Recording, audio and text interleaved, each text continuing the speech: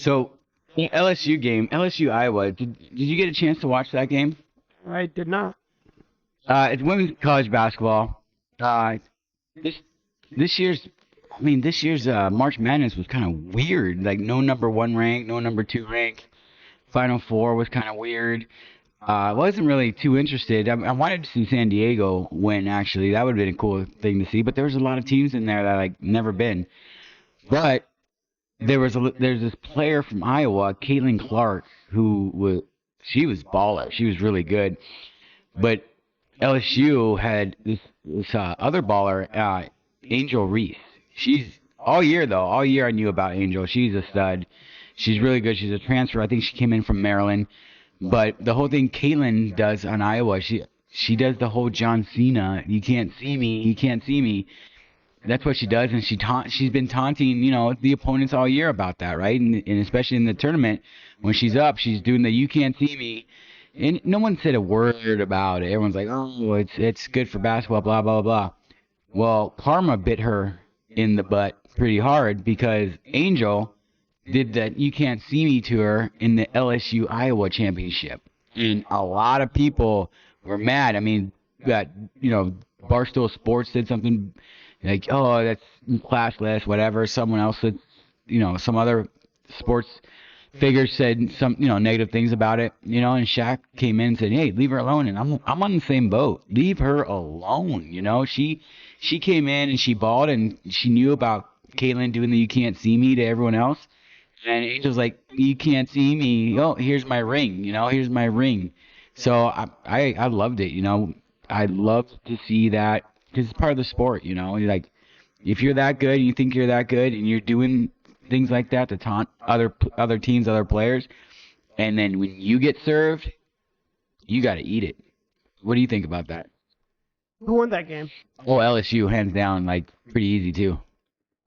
Okay, because I'm reading an article by NPR about how a hand gesture dominated a NCAA title game and revealed a double standard. I see the young woman doing the hand gesture from LSU. She's a stud. She's really good.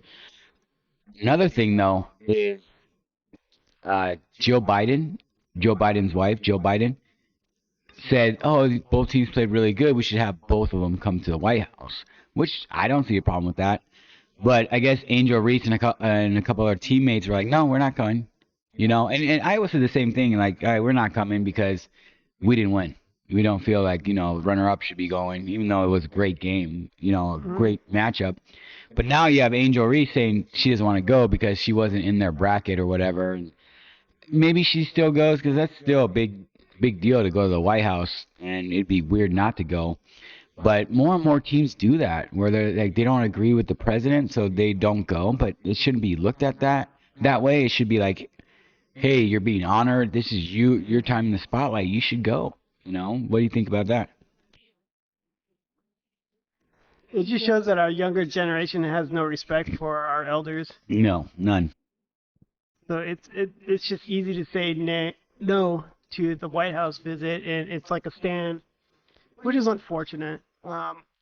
It's just an entitled behavior that our younger generation is having. I don't know if it's social media or if it's the older generation raising them. It's social media, and there's a lot of lack of respect. I mean, I coach two soccer teams, and I got players that, I tell them to do something, they're like, no. Or I say, hey, yes or no, are you good enough to do this? And they're like, sure. We need a yes or no. Sure. They do it on purpose to try to get under my skin. I'm like, cool, you get to sit down then. You ain't playing. Plain and simple. But going back to like basketball, I don't want to leave that. I really want to talk a little bit because what it is right now, I don't know if you saw this yet. The Dallas Mavericks had like a 96% chance in February to make the playoffs. Are officially eliminated from the playoffs. I know you're a Suns fan. What does this do for you? I'm ecstatic about it because not seeing Dallas in the playoffs, Embarrassing. and only in sports sense, I dislike Luka. I'm sure outside of basketball he's a sweetheart, but in basketball, I dislike him. Well, he's a great player. There's no doubt about that. Just him and Booker clashing together. It always makes for a great show. But it's supposed to be a rivalry, but if you can't get to the playoffs, it's not a rivalry. Plain and simple. And it's so crazy because I think, like in anything, if you don't mesh with that player or you bring in someone that derails you, you think is going to do better. Like Kyrie Irving almost was the Sun. Like the Suns were trying to get Kyrie Irving before Dallas got him, and then Dallas got him. Oh my gosh, we'd be talking about the Suns not making the playoffs right now. That's crazy. But we got Kevin Durant, and they clinched the 4th spot, which is awesome. And basketball's not over because the Clippers, Warriors, Lakers, and Pelicans, 5 through 8 right now, aren't done. I think tomorrow, Easter Sunday is the last, day of basketball, and I think every team plays, which is kind of cool. So the T-Wolves and OKC have clinched 9 and 10. So there's 2 teams that need to clinch the play-in, and 2 teams that get, they clinch 5 and 6. And the Lakers have been playing a lot of good ball lately. I'm not the biggest, believer in the Lakers. I do like LeBron. I don't know why. It's just something about LeBron. Maybe it's because we have the same initials and I wear shoes because I have the same initials. But he's arguably the best player in basketball. People want to say Jordan. I get it. I grew up and saw Jordan. Jordan was awesome. You could compare, Jordan to LeBron, this, that. The thing that LeBron has over Michael, hands down, is longevity and the desire to play the game and the desire to stay in the NBA. His goal is to play with his son. That would be awesome if him and his son played together. That'd be just ridiculous. But I like LeBron. I think he's good and he's number 1 scorer. He's fantastic. But again, Jordan never flopped. Jordan never cried. And these whole things about super teams, Jordan, they already had Scottie Pippen. They just brought in Dennis Rodman. Mm-hmm. It's not like they went out and got Larry Bird or Magic Johnson. He didn't want to play with those guys because he wanted to play the best and beat the best. And he did. He has 6 championships. Could have been 8 in a row if he would have stayed instead of trying to play baseball. But he came back and he schooled everyone again. What do you think about that? LeBron James and Michael Jordan. This topic comes up a lot. All the time. All the time. And everyone has their arguments. These are 2 different times, arguably 2 different NBAs. Oh, 100% different NBAs. The 80s, 90s, a lot of, elbows, those Detroit Piston teams, those New York Knicks teams. I mean, there's a lot of teams that, with a lot of good players and a lot of enforcers, that you couldn't do that in today's NBA. Today's NBA is a lot less physical. So many fouls. So many fouls. Tons of fouls, tons of free throws, tons of three-pointers. It stops the game a lot. It stops the flow. And it gets frustrating, and it's just the strategy to intentionally foul. Hack-a-Shaq. Hack-a-Shaq. Everyone remembers Hack-a-Shaq because everyone knows he's a bad free thrower.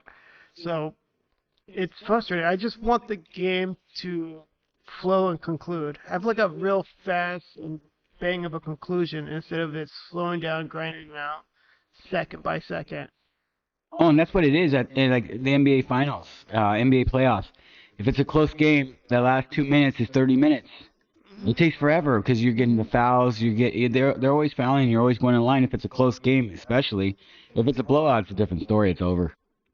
They're like, take the loss, come back next time. But I agree with you. They're 2 different eras, and why can't you be both Team LeBron, Team Jordan at the same time instead of picking one? Mm-hmm. I love Jordan shoes. I loved watching Jordan play. Jordan has a great song, Be Like Mike, That song, I Think I Can Fly, that R. Kelly did, rest in peace in jail. But anyways, I think that was a great song, and I truly think Prime Jordan would have beat Prime LeBron. Yeah, I 100% believe in that. I believe that, but LeBron has longevity, and he's chasing Michael. No matter what, he's chasing Michael. If it's on the court, off the court with his business, I don't think LeBron James has the shoes to compare with Michael Jordan. His shoes just are unbelievable. And they just came out with that movie Air. I haven't seen it yet. I definitely got to see it. I had a buddy just saw it. Said it was awesome. It was a real good story, and you got to see Michael Jordan and the whole story of the shoe. So, and I own a couple pairs of Jordans. So I mean, especially the ones that they're awesome. They're comfortable shoe, and they go with a lot of things. What about you? Do you own any Michael Jordan shoes or anything? Too expensive for my taste.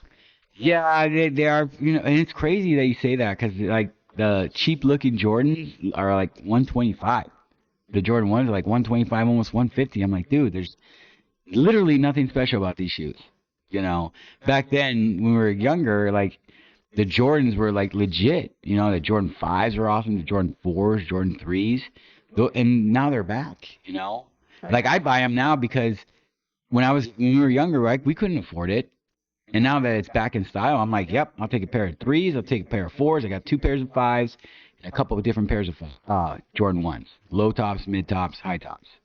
All right, here's some comparisons between Jordan and LeBron. Of course, LeBron is still playing. So championships. Jordan 6, LeBron 4. MVPs.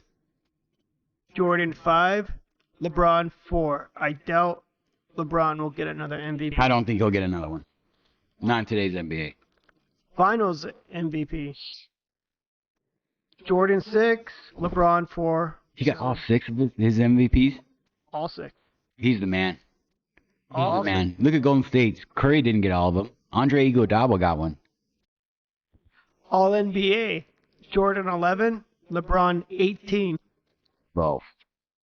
All pretty big. All defense. Jordan 9, LeBron 6. That's pretty close. All-Star. Jordan 14, LeBron 19. Yeah, LeBron's an all-star every year. That's consistency. That's big time consistent. He's still consistent. He's what, 40? Yeah. Close. He's a stud. I like LeBron. I think he's a stud. People that hate on him, it's just they're jealous. That's all it is. They're jealous of his success. A kid from Akron that real life entourage brought up all his buddies. Imagine being LeBron's buddy. You're an instant millionaire. Instant millionaire when he signed because he brought all his best friends up. And it's true. You keep the people closest to you that you trust, right? And he knows all those guys growing up. He knows these are the people that have my back. If I put him in these positions, one's high up in Nike, one's an agent. I'm sure the other guys are making a ton of money doing something else or inside his businesses. He trusts them to look out for his brand. So that's kind of pretty cool. I don't know if Jordan did that or has that. Jordan's pretty. You ever watch that? What was ESPN had a thing on the Bulls? You ever see that? No. About the rings and stuff. It's a pretty good series, and it's always memes because there's one about how he got mad about something and he took it serious and he just crushed the player. But Jordan had that on switch where he could just hurt you.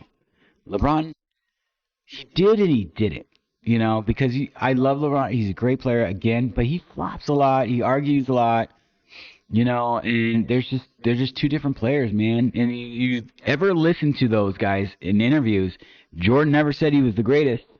Jordan never said he was the best. Jordan was always about, let's just win championships. LeBron's always saying he is the best. LeBron's always saying I'm the king. People don't like being told that, oh, you think you're better than me? Yeah. I mean, look, Dallas Mavericks beat him. There's a lot of teams that beat him. But, it's settled. I think you can be both Team LeBron, Team Jordan. Well, other things to consider is the support and the help they had, their teammates, what they had, and how they worked with them to win games. In addition, loyalty to a team. Jordan stayed with the Bulls for a long time until he finished his career with Utah Jazz, was it? No, did he? I thought he went to Washington. Or was it Washington? He wouldn't go to Utah. I looked that up. There's no way he went to Utah. If he did, wow, I didn't pay attention. He quit for a while. I think he had some kind of ownership with the Wizards, and that's why he came back to help sell tickets to build them up. So I think Jordan went to, and that was weird to see him in a different jersey, right? Like you see all these players like wear different jerseys, like Joe Montana playing for the Kansas City Chiefs. Not that any of these people watching would know who Joe Montana is, because that's a long time ago, and I just aged myself on that. But big deal. Peyton Manning going to Denver. I mean, Tom Brady going to Tampa. You're right. The last 2 years was with Washington. Yes, I think it was just for ticket sales. And then your boy Aaron Rodgers, where's he going? Supposedly going to the Jets. Jets. And the Jets are making moves like they're gonna get him, but it's not happening yet. Like, I still think Aaron Rodgers is a good football player. He's tremendous. He's outstanding. They're making these trades that Aaron Rodgers wants with certain wide receivers to move to the New York Jets. All they're waiting for is now for Aaron Rodgers to go to the New York Jets. And it looks like that he's flirting around with staying with Green Bay. I don't know if he's making a... I don't think that's him doing it. No, I think he wants out. I really think he wants out, but I think it's the compensation package is what's the sticky point. But he makes too much money. You can't ask for the house. I mean, he makes his money everywhere. Endorsements. Oh, he's dating the Milwaukee Bucks owner's daughter. I didn't know this. Yeah, I saw it the other day. It came up on my phone. I was like, oh, okay. He's set. That's why he's always at the basketball games. I like Aaron Rodgers. I think he's a good to great quarterback. I think he's a Hall of Famer. His career started off really rough. So, Brett Favre, the team he left after Green Bay was Was it Minnesota or was it the Jets? Jets in Minnesota. Was it really? So Aaron Rodgers should be in Minnesota? Maybe that's the bridge to go back to a rival. Remember Brett Favre in a purple jersey? That was weird. He finished his last 2 years in Minnesota.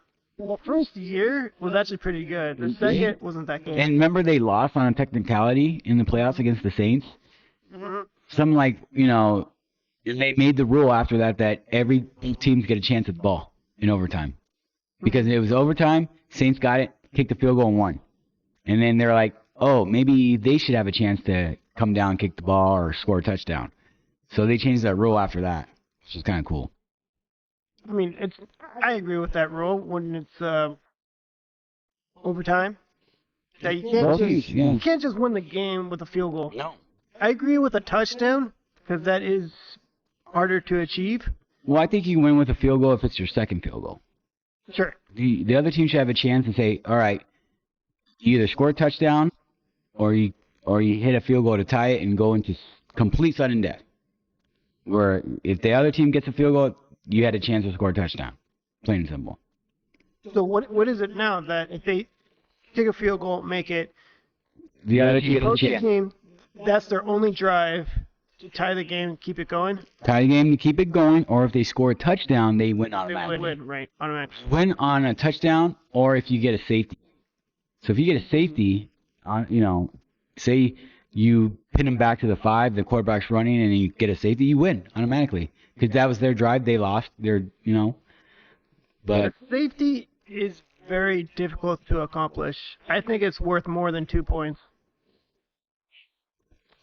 I'd say that should be like a 5-pointer or 4. or 4. Yeah, I think because it's so rare. It's super rare. It's super difficult to achieve, and that's. But it sucks if you're that quarterback and you get sacked in the end zone. Don't be that quarterback. That would suck. Yeah. It's difficult, but I think 2 points is just not worth it. Hey, are you a fan of Lamar Jackson? Baltimore Ravens quarterback. Do you think he's good? Oh well, yeah, of course he's good. He has horrible wide receivers. Mm-hmm. Horrible wide receivers. Is that why his numbers are? Oh yeah, 100%. That's why he has to run. Here's what I would do. If I'm Bill Bidwell, I'm like, dude, you want Kyler Murray? Young quarterback. Mm-hmm. You have him under control. Trade him straight up for Lamar. Shoot, I'd give you my 3rd-round pick. Lamar's still young. Lamar was younger than some quarterbacks that played in college this year. How crazy is that? So I say that'd be a huge statement with the Cardinals' new GM. Be like, all right, he made a announcement that ego is not going to be part of the locker room. Just speculating, but I hear that Kyler Murray has a huge ego. Oh yeah, he got paid. Yeah, that might work. Who would? I'm the number 1 pick overall. We'll prove it. Do something. Be- Win a playoff game. Let's hold this to the side about money, about that. but the whole ego thing with Kyler Murray, I hope he changes his attitude. Think about the team. Think about a championship. The whole Cardinals team is on his shoulder, and they look up to him. Well, that's the quarterback's job.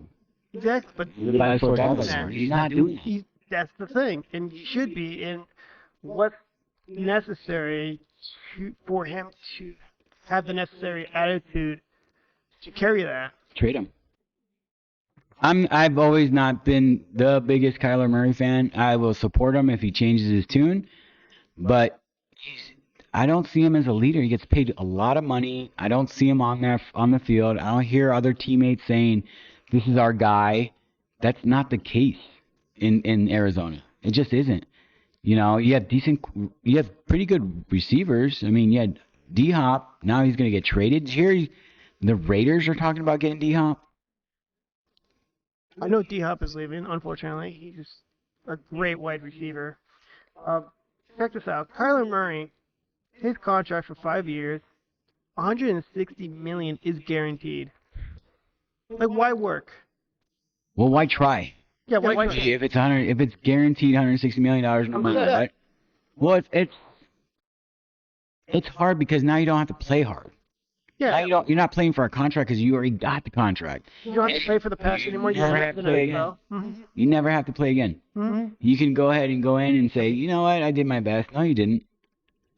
Now he's hurt, so I don't know. I just These enormous contracts for unproven players is driving me crazy because Kyler Murray has not won a playoff game.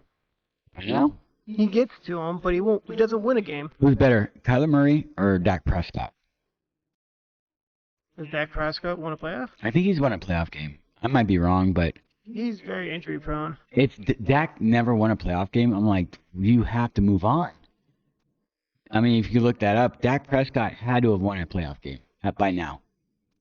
They just got rid of their running back, Ezekiel Elliott, which I think is a smart move. To Troy Pollard's really good. Mm-hmm. Zeke got paid, so he's probably going to end up in Cleveland or something, or some team that he's never going to play again. But, just right now, not even looking to see if Dak won a playoff game, do you take Dak over Kyler? Attitude-wise, yes. Dak is good in the pocket. He has a good arm. Great Sometimes. Great arm. I don't know about great. I digress. Pretty. He's serviceable. Clutch. Damn it. Now I'm thinking, is he better than Jimmy G? Wow, we're going down the rabbit hole. Jimmy G is on my team, the Raiders, who I think is the greatest thing. I mean,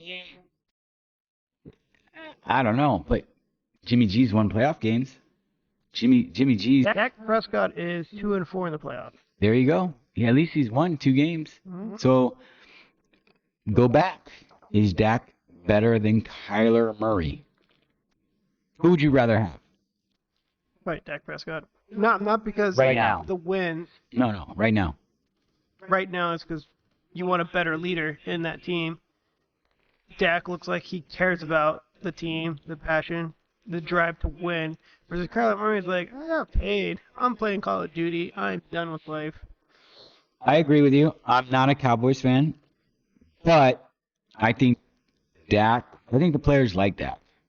I think Dak comes in and he leads by example. I think he trains hard. Mm-hmm. He works hard. He never gets in trouble that I know of. I've never heard anyone in the locker room say anything bad about Dak. I've heard plenty of people say bad things about Kyler already, Oh, yeah.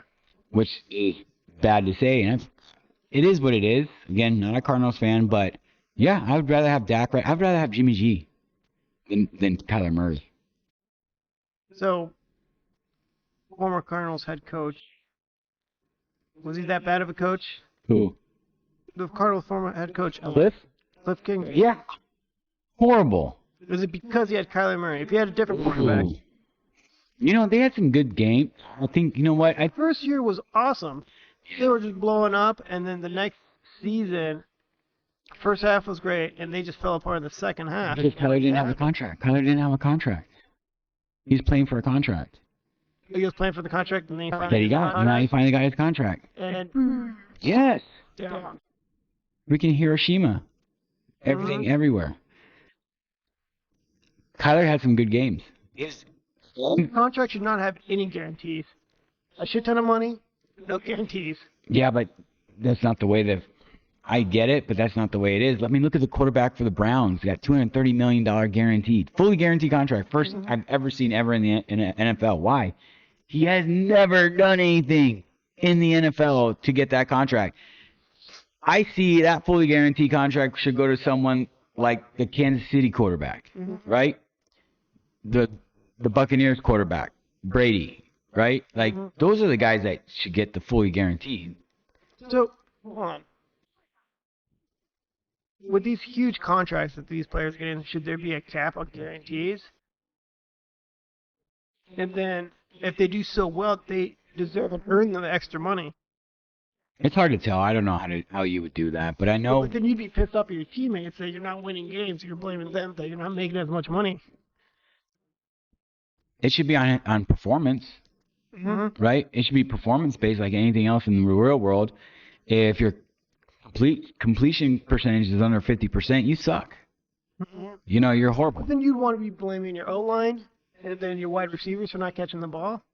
Well, there's metrics for that. If it's a drop ball, then it should not be counted against you. If you throw the ball and it hits the receiver in two hands and he drops it, that's complete. You should have completed that. That's not your fault. But if you overthrow a receiver, you underthrow a receiver, you completely miss a play, that's on you. That happens a lot in the NFL. Look at one contract which is crazy to me is the Daniel Jones contract with the Giants.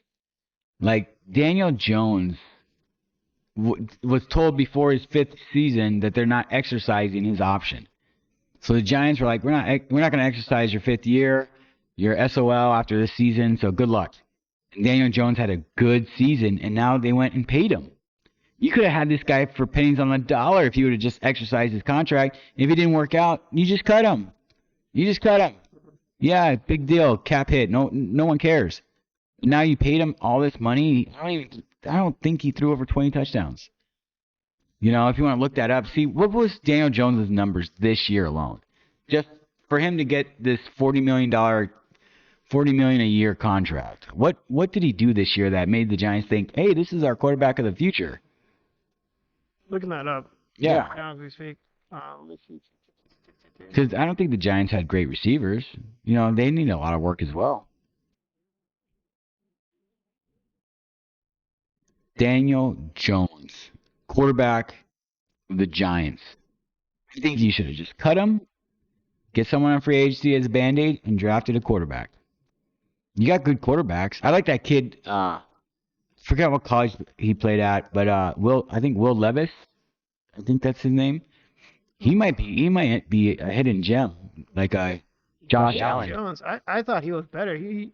Last season he threw 15 touchdowns. The year before was 10. Garbage. The year before that was 11. 2019 he threw 24.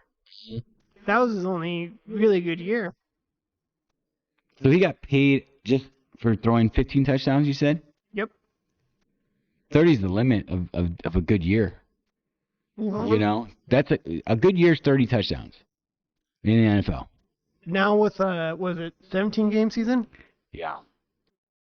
I think 30 is a decent number for a quarterback to throw touchdowns. You got guys throwing 40s. So to throw 15, half of what we think is good, that's pretty garbage. So the stat has to be just above one touchdown per game. No, his 17-game season, he's throwing less than a touchdown a game. Oh, it has to be more than 2 touchdowns a game. Yeah, more than 2 touchdowns a game. My dumb math. Yeah. Yeah, that's not doable in today's NFL to make that much money. Now, so here's the thing. Daniel Jones got paid. So he's like, you know what? I can suck. Now I can do bad.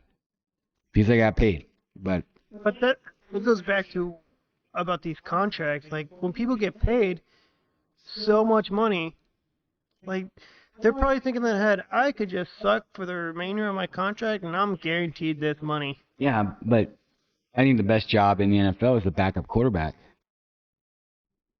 They make a ton of money. Most of them don't see the field.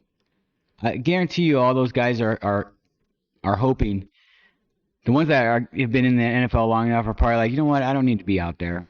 I'll get my $5 million a year, hang out here, and they're praying that the starter never gets hurt. They're praying that the guy doesn't get beat up. I could be wrong. Maybe there's one or two that, hey, I can do a better job than this guy. But You're passionate enough and you truly want to lead by example. You want to lift the team, lift them up. yeah.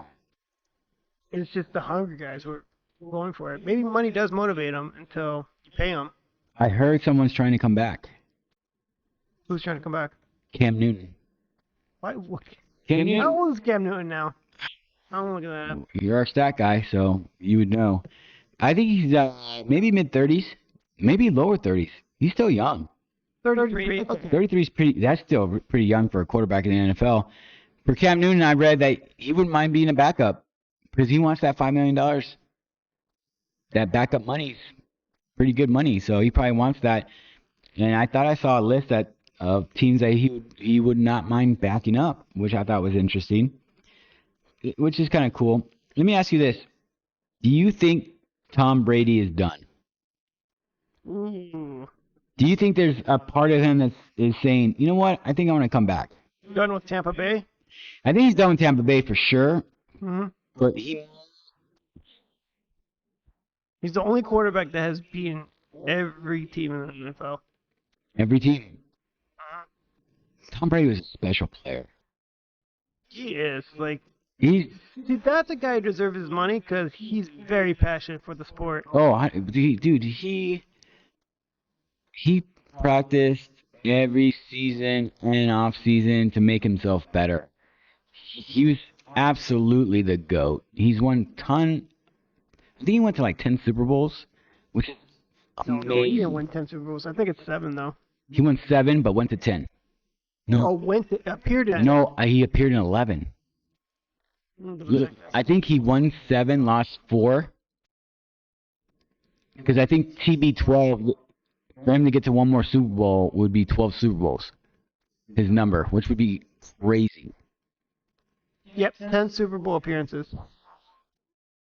He's the GOAT. That's a lot. He's won like 7 of them, right? It's won 7. Do you think anyone's going to win 7 Super Bowls? Maybe Kansas City quarterback? You have to have a ridiculous rookie quarterback who is like. Or young quarterback. It doesn't have to be rookie. I think you need just a young quarterback and a young system that's going to win. I think Kansas City has a chance, maybe. Mahomes? Look up Patrick Mahomes. How old is Mahomes? Because Mahomes could win 10, could go. He's 27 years old. 27? He's got what, 2? He's got 2. He goes 10 more years. He'll be 37. And he's one guy I don't think will go past into his 40s because, he owns part of the Kansas City Royals. He put his money in the right places. And I think to me, he seems like the type of guy that wants to enjoy his later years. Because he's going to go to Hall of Fame. He's going to be one of the best quarterbacks ever. Mm-hmm. But how bad is he? If he's close enough to beat Tom Brady, he'll keep playing. But if he hits 37, he's only won 4 Super Bowls, I think he might just say, you know what, I'm done. I'll go down as the second best quarterback ever. And might have number 1 quarterback stuff, like most yards, most touchdowns, all the individual stats, but he just won't get the championship stats. 7 is hard to achieve. Oh, it's super. Dude, no other team has 7. Yeah, I know. Think about that. Cardinals don't have a single Super Bowl victory, let alone 7, by one guy. One guy who came in, shocked the world his rookie year, right? And he was picked so late, 6th round, I think. Tom freaking Brady. GOAT. And you see him in his combine pictures, like he's not compare him to now, like supermodel size. Slow. Oh, he was slow and whatever in the combine. Everyone's like, this guy's not going to make it. You're right. Round 6, pick 199 Wow. in 2000. Wow. Would have thought that'd be the guy who won 7 championships. But I don't think he would have done it anywhere else.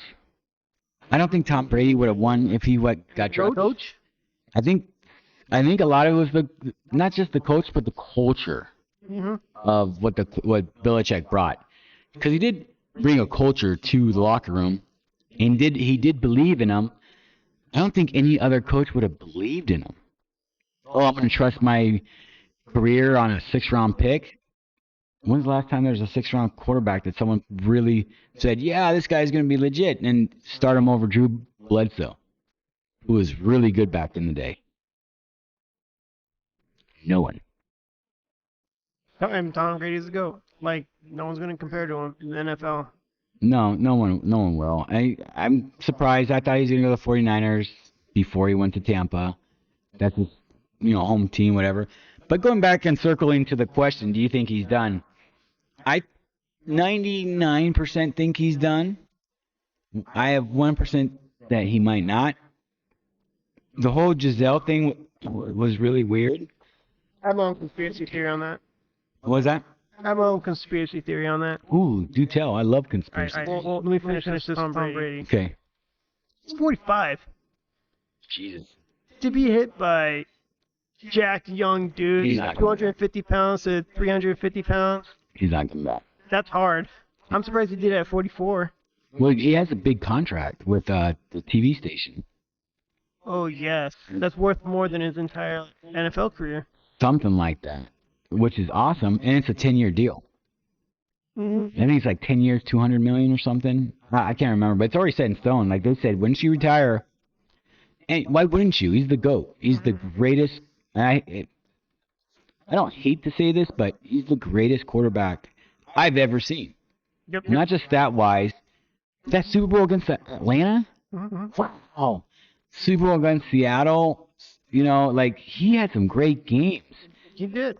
Minus the 2 against Eli Manning. Right. He was favored in both.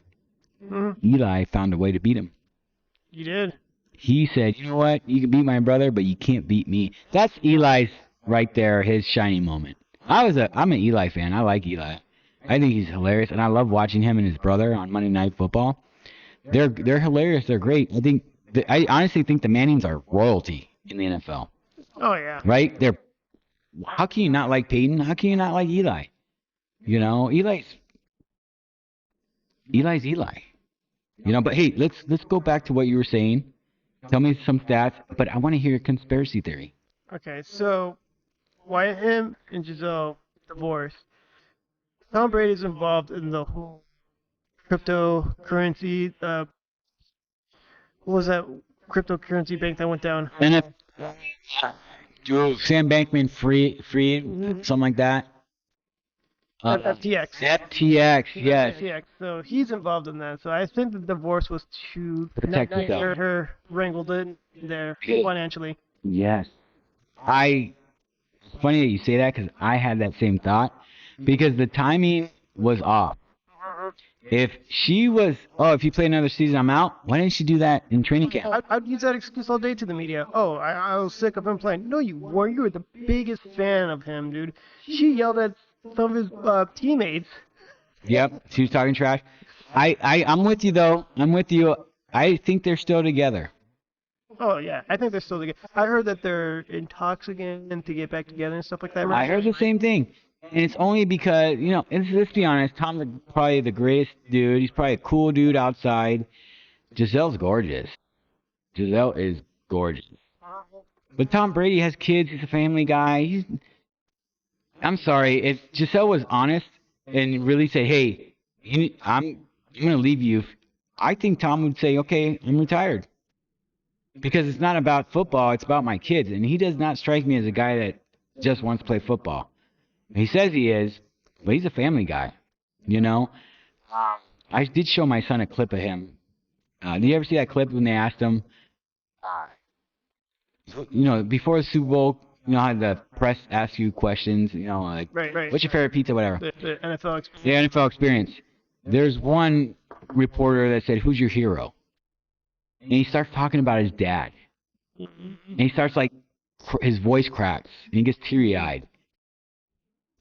That is awesome. I showed my son because I was like, I hope you feel the same way towards me that Tom Brady feels about his dad. And that's how we all kind of feel. Like our dads are our heroes, 'cause they're our dads. But I respect Tom Brady tremendous. I would subscribe to your conspiracy theory because I think you're right. That whole FTX thing happened during the season, right early in the season. If they're divorced, they can't go after her. If they're married, they could go after her.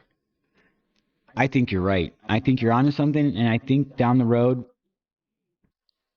they're gonna be back together soon. I mean, As soon as this whole thing is over, I think they'll get back together. yeah, I think this whole thing is over. They'll get back together a year or two when this whole FTX thing is cleared and is behind us. Because it is a little coincidence that this whole FTX thing, that Tom Brady's involved, and then he has a divorce with Giselle. I mean, maybe in the behind closed doors they had an argument about it. People break up over money. Maybe it's true. Yeah, but they have lots of money. Too much money. Too much money. Mhm. Like, they both have too much money. Like, it's not just Tom Brady bringing it in, she brings it in. She's a gorgeous, gorgeous lady. Apparently she makes more than him, too. Not after he signs this 10-year deal to be an announcer. And he'll be home to be around the kids. He flies in Saturday, does a game on Sunday, flies back Monday, and he's home all week. That's a great gig. Oh, That's a great gig. Because who else? John Gruden had that, and he was great for him. Tony Romo does a great job. he does a fantastic I- job. I didn't like him as a football player that much, but I liked him as a football player. I was rooting for him to do better. Again, not a Cowboys fan, but I did like Romo. I thought he was cool. But as an announcer, top notch. oh yeah. He's elite level. He just knows the game. He's perfect. I remember Jay Cutler was doing it. I don't know if he's still doing it, but he tried. Not as colorful, but Romo's great. When I see that he's commenting on a game, I'm like, yes. He almost predicts it. It's scary when he does that. Mhm. It's scary because he's been in the game. He's been the quarterback. He knows what they're thinking. It's crazy because he sees the lineup. He sees the setup. He sees how they're lined up and he's like, oh, I would do this. Quarterback does the same exact thing. Mhm. It's pretty cool and it's enjoyable and he makes football fun. I think another one is that Monday night with the Mannings. That to me is fun. I like watching them commentating on that. It's good stuff. But I'm a big fan of those, and I want to see Tom Brady. I'm sure he'll do a great job, but we shall see. You think the Mannings will have sons that'll be in the NFL? Well, they have a nephew from the older brother that's committed to Texas. Supposed to be really good. I think we could see the Mannings, the Bradys. That'd be crazy to see generations like that. It'd be crazy to see Manning siblings going against each other. Michael Jordan's son never went to the NBA, right? No, but he's dating Scottie Pippen's ex-wife. It's a whole weird thing. It's super All weird. right. So She's younger, but she's older than the son. right. It's hard because to be a good player generational, you have to have a lot of commitment because you're getting the best coaching. Mm-hmm. Your parents are getting you, like, especially quarterbacks, they're getting you quarterback coaches. Your dad's a quarterback that can show you how to play. You're getting special treatment by the high schools, right? In other leagues, like, oh, yeah, you're our quarterback because your dad's Peyton Manning or Eli Manning. Mm-hmm. Or, the nephew's getting, he has the name Manning. It brings, for Texas fans, when he goes there, they're going to go to the game because they want to see Manning quarterback. Correct me if I'm wrong, but the Mannings, their oldest brother, like his career ended due to an injury, right? Yes, he got hurt. He was a wide receiver. Pretty good, supposedly, from what I've heard and what I've seen. But he had like a career-ending injury that he could never play again. Mhm. And so, can you imagine seeing him as a receiver in the NFL? But he had the genes. He was athletic as well. You can tell that he had the genes because his son has the genes. His son's a ranked number 2 right now, prospect. But he might bring up that Texas football, Longhorn football. That's crazy. I'll watch it. I'll be the first one to watch it. I'm a root for him. Just because he has the Manning name, a lot of people will watch. Oh, 100%. I'm one of them. I want to see what he does. But going back to your thing, like, it's hard to see second generation kids make it because they're not as hungry, right? Would you agree on that? I agree with that because a lot of these kids grew up in poverty. Maybe LeBron James. Poverty. There's so many athletes that came from nothing, and they're like, I gotta make it in this, or I'm not eating. My family doesn't eat, and it shows because a lot of athletes, they make it, they make their millions, and they lose it all. On Iverson, he's one of them. ESPN did a whole thing of all these basketball players 30. that lost all their money because they never had money. Don't they teach them money management now? Now they're trying to, but they're not gonna listen. The first thing they buy is a Bugatti. Oh yeah, and For what? the first hottest chick that talks to them. The first chick that shows them any type of attention, and they're just chasing, they're gold diggers, It's a crazy world we live in, but that it is what it is. I'm pretty sure they teach them careful with these women. They tell them, even the teammates say, hey, careful with these women. Plain and simple. They just want one thing, your money. Yep. They want to get it by your sperm. So they have 18 years where they're getting that money. Yeah, and child support, that alimony is supposed to live up to Yep. the man's Yep. livelihood. And they get beat up. If someone who just works with, I don't know, like a Walmart makes like $10 an hour, your livelihood is supposed to match up. 30,000 a month. No, it shouldn't be that. It shouldn't. The laws should be, if you're stupid, I hate to say this, but if you're stupid enough to sleep with an NBA player and you get pregnant, some of it's on you. Yeah, you should get some money, but not 30,000 a month. Maybe 3,000 a month, because you make 1,000 a month and you say, hey, now we're going to give you 3,000 a month, or first couple of years, Can't be a 5,000. percentage of. No, because the basketball player's gonna sleep with another girl. Look at who is it? Chris Brown that has all those baby mamas. Like, that's insane to me. Like, dude, you have way too many kids. But Hey, it's their money. let me go over. Let's do something different. Let's talk about best pizza you've had in Arizona. I had this place called Vero. Oh, yeah, Place. the one in off of Riggs. They have multiple locations now. Okay, yeah, they do. Vero. Really good place. Good pizza, wings, stuff like that. Yeah, it was very good. I believe it was all natural ingredients, Okay. fresh, probably organic. But I really liked it. What did you get there? Oh, just classic pepperoni deep dish pizza. It was delicious. You're a deep dish guy? Depends on my mood, actually, because I like thin crust as well. But I also like deep dish. It just depends if I want doughy bread or a lot of meat on not as much bread. I'm not that big on deep dish. And here's why. Too filling. I feel like I'm too full. Oh, after one slice, yeah. After one slice, I feel like the Baron off of Dune. But Big fat guy. You had one slice. Yeah, that's Oh, true. you did. That's true. But see, like, right, it's too doughy. I'm more of like a Grimaldi's type of guy. Mm-hmm. Oven, brick oven pizza. I like Grimaldi's. There's a place in Phoenix called The Parlor off of Camelback in the Biltmore area. It's really good.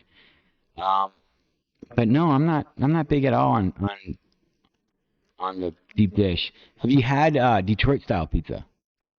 It's like a Four Corners type of pizza. I don't know. Four Corners type pizza? Yeah, there's a place called Jets out here in Chandler, where we live. Really good pizza. It's like a Four Corners type of pizza. They have flavored crust. My buddy JR introduced me to them. It's pretty good. Okay, I see it. You see, Jets is pretty good pizza. I think they do, like, Detroit style means they have the bread, the cheese, and they do the sauce on top.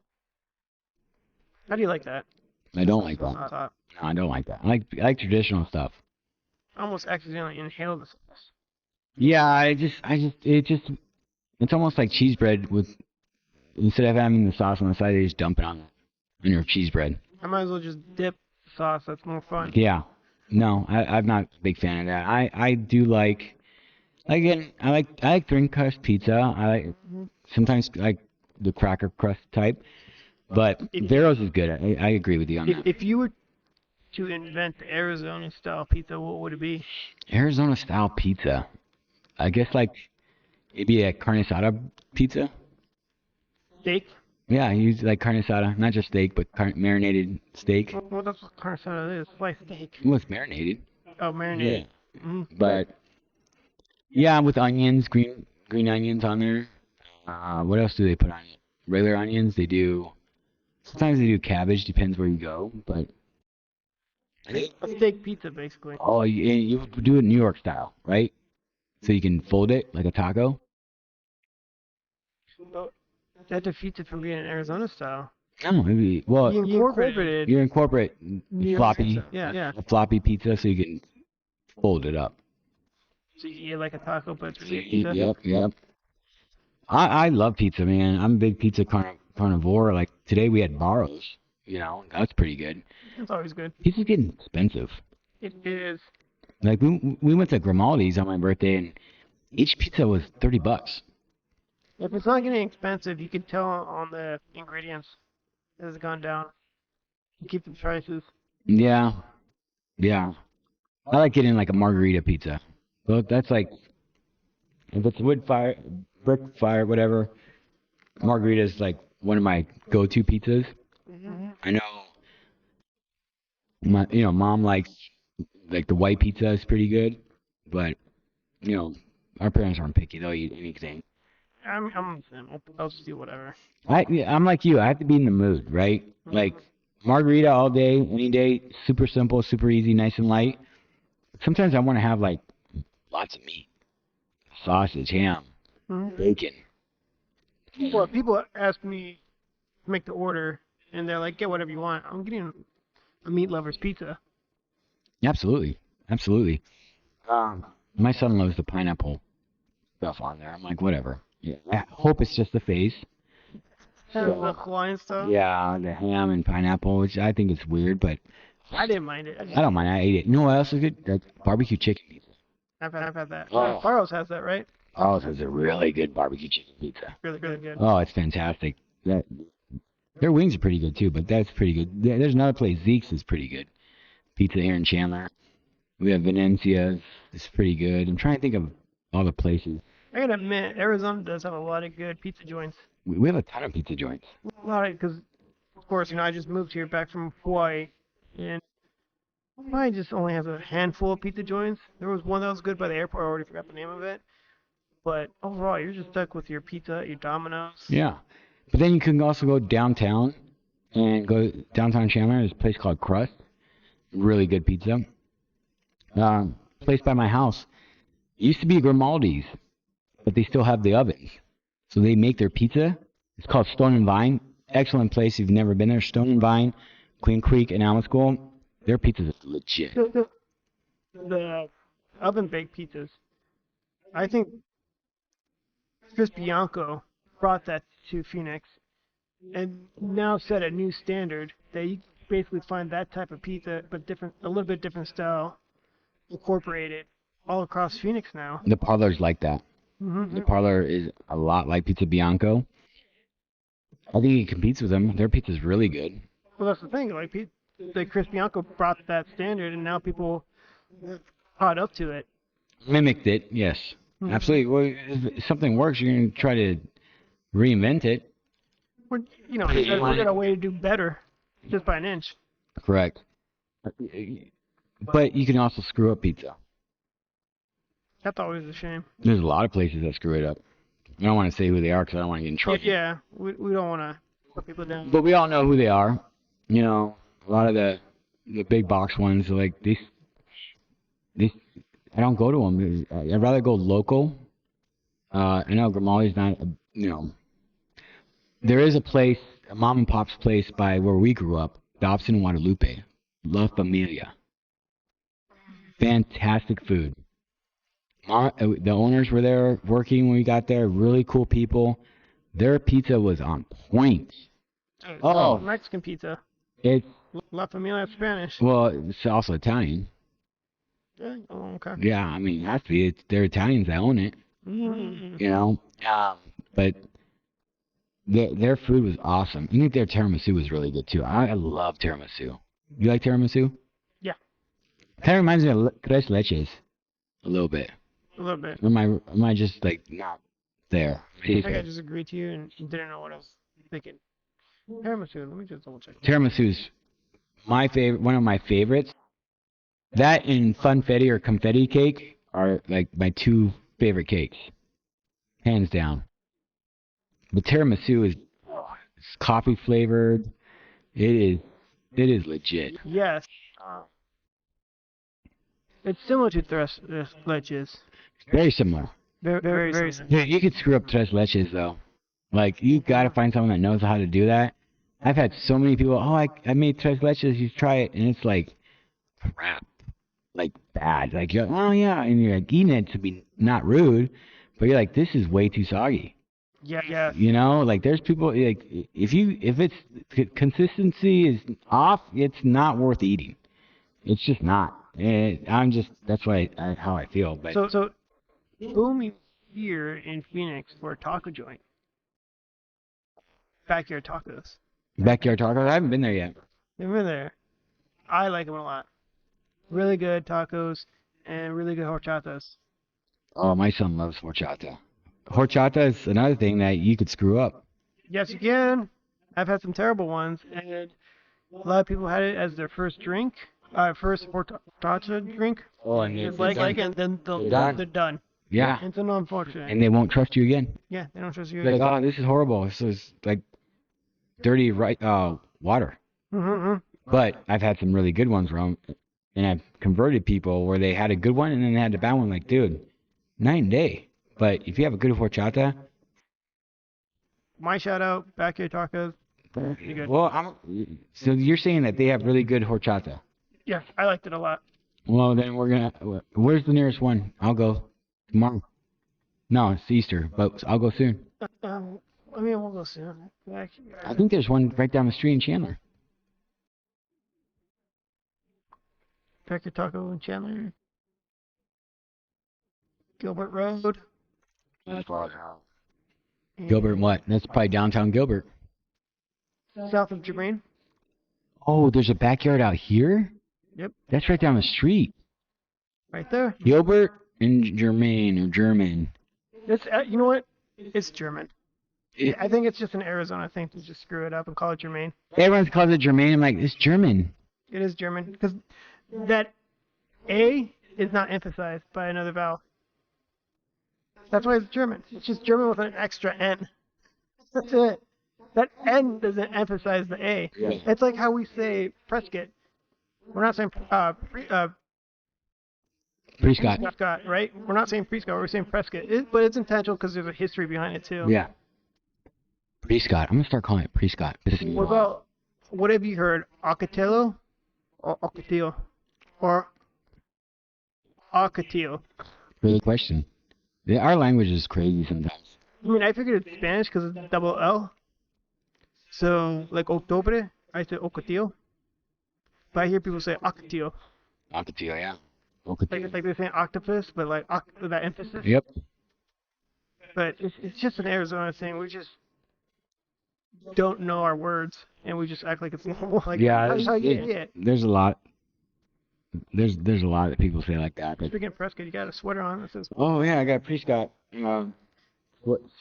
Prescott. Yeah, Or Prescott. Prescott. That's funny. I'm wearing a Prescott. Did you read the shirt? That's why you said Prescott. I just noticed it. Yeah. Oh No. I didn't read it, and then mention Prescott. It's just an Arizona thing. You just said it, and then you're like, oh, he's wearing a Prescott. Interesting. Did you know Prescott was once the capital of Arizona? I did. Now. Did not know that. Before it was Phoenix. You think Tucson would be? That's funny. Tucson. Tucson. And we just say it's just. Tucson was a big city back then. Wild Wild West. Well, they had a train running through there. That's why. Yeah, it was big. It was big. Mm-hmm. But yeah, so Backyard Tacos is going to be a place we're going to check out. I wanted to kind of come back full circle of from episode 1. Shout out to Tom, our new friend Tom, that had a comment when we talked about UBI and how I think it could work. You know, told us to watch, hey, the South Korean experiment. You can just Google South Korean experiment. And we watched it. Pretty interesting stuff. And it's pretty much what we said that could work, and it's working there. You said, not me. Yeah, that I said. I think it could work here. A lot of things on there that they had, like you could only use it for local places. And it's true. If the government's giving you an extra $400 or $500 a month, and they're saying you have to spend this money within a certain amount of time, but it has to be local, that makes sense. That's what's growing your community. Not buying from McDonald's, not buying from Burger King or anything like that, but going to local shops, mom and pop shops, helping them out. That helps the economy. What did you get from that video we watched? I mean, biggest problem with universal basic income is that you're giving people free money without any work behind it. And as I mentioned before, anything given for free has no value. So if there is no work behind that money's earned, there's no real value to it. It's basically just the new zero. Or like a credit system, right? Like, what do you mean a credit system? It's not really money. It's like, hey, we're going to give you $400 in credit that you need to use up at... So I was thinking like a social credit score thing. No, hopefully we never go to do that. Or like a credit score. No, okay, like a credit score. I mean, who's the government to decide what's considered local? The boundaries where you can use the money.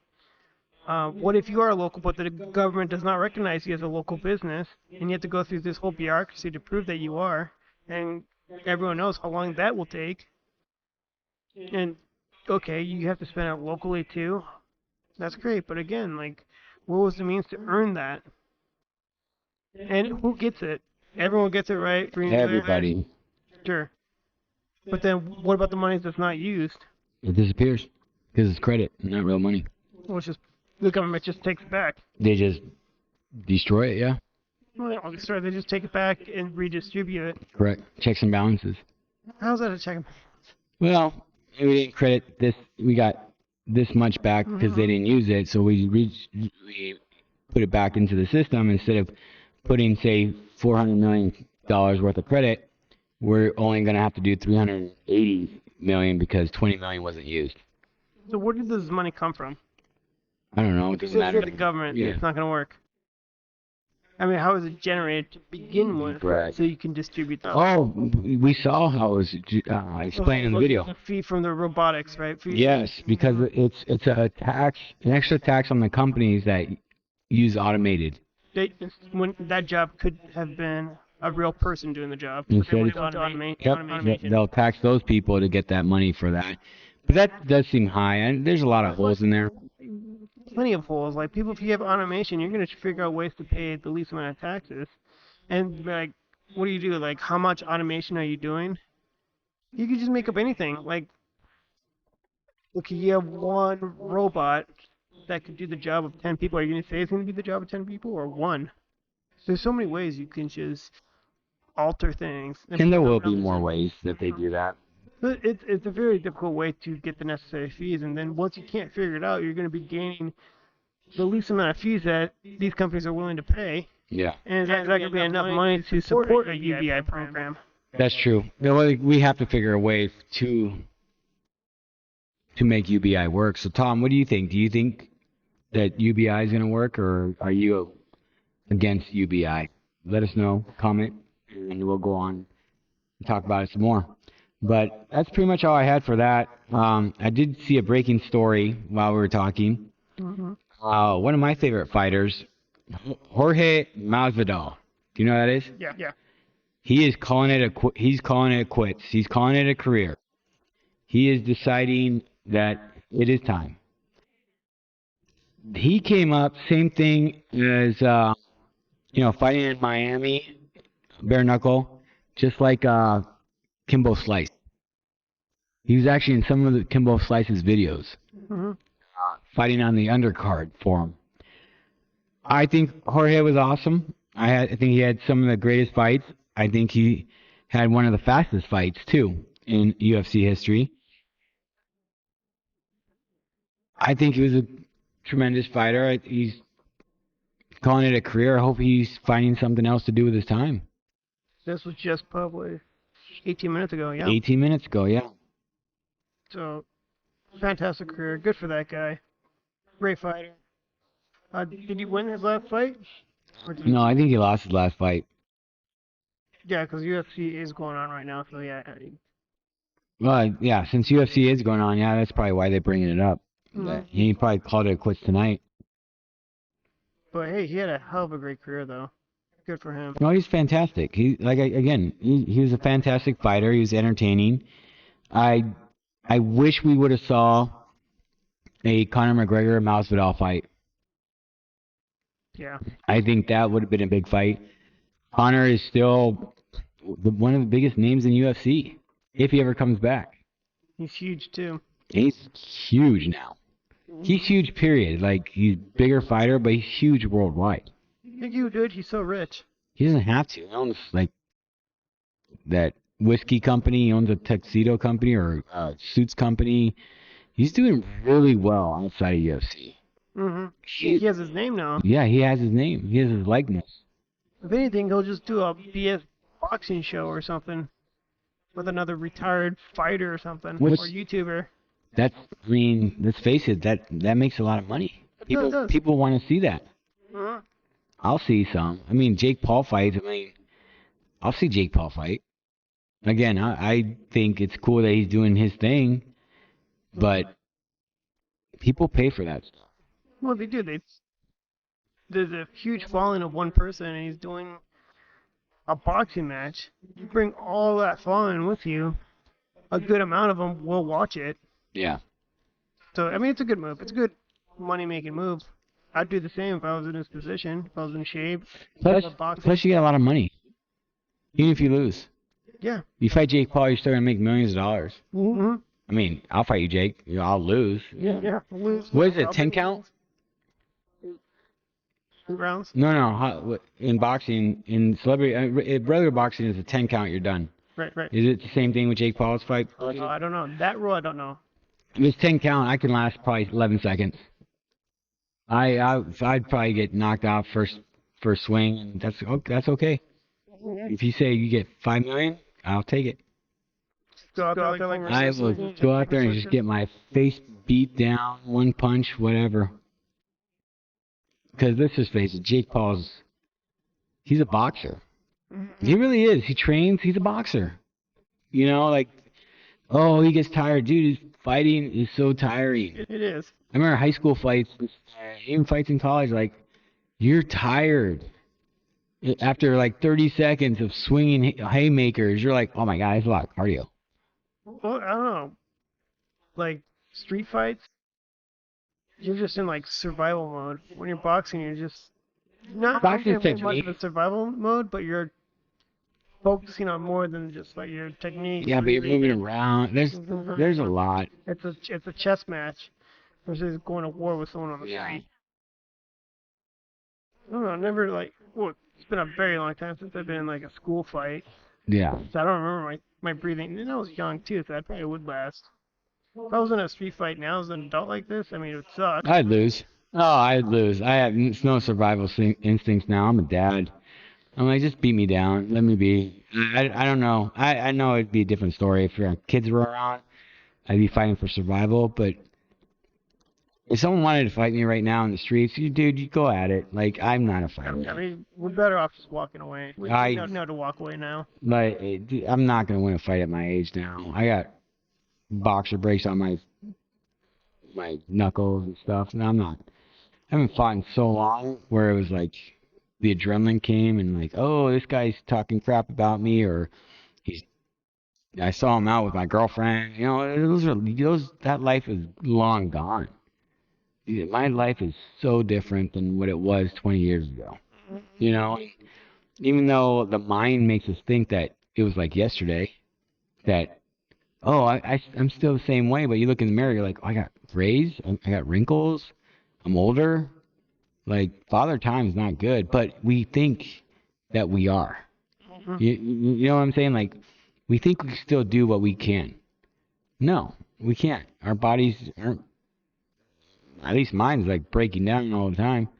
You know, like I coach soccer. I go out there, scrimmage with the boys, and then the next day I can't freaking get out of my bed. My quads hurt, my calves hurt. You know, I feel beat up. That's just the reality of life when you get older. Get on yoga. Yeah. Yoga Yeah, is so good for you. it is. Stretching's good for you. It is, especially as you age. As you age, actually, it's better for you to stretch than work out because your legs. You that's a different topic, different story. Stretching and all that stuff you do with your legs. Not a bullshit 5-minute stretch warm up thing, like a full 30 minutes. 30 minutes, Yes. maybe up to an hour of just focusing on stretch. On stretching, so good for the bodies, and it's connected to your heart. Like it's supposed to help you that way, but no, you have it right. Yoga's really good. Like you know, the Dallas Diamond Page, Yeah. DDP. DDP he's a yoga instructor now. Mm-hmm. He's a lot of people lost a tremendous amount of weight doing yoga. Doing yoga, people have been able to stabilize their equilibrium and walk now. Yes. Do yoga. He had this one video about some paratrooper who Yes. like screwed up his legs. I'm sure you know the video I'm talking Oh, about. 100%. That guy looks great. I cried when I saw it. It was so I amazing. think it's because of the music. I think it's Coldplay. I mean, the editing, yeah. The editing, you like, you get teary-eyed. I thought it was cool. Because the guy failed a lot. A lot. Balance, but Yeah. he kept at it, kept doing yoga, and then he was able to run again. He was able to run when the doctor said you'd never walk on your own. Mhm. Yeah, he looks great.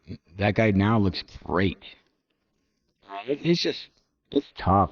Like having an injury like that, especially a paratrooper, like jumping and laying on your knees, breaking your legs all the time. Dude was way out of shape. Like he was almost a bowling ball.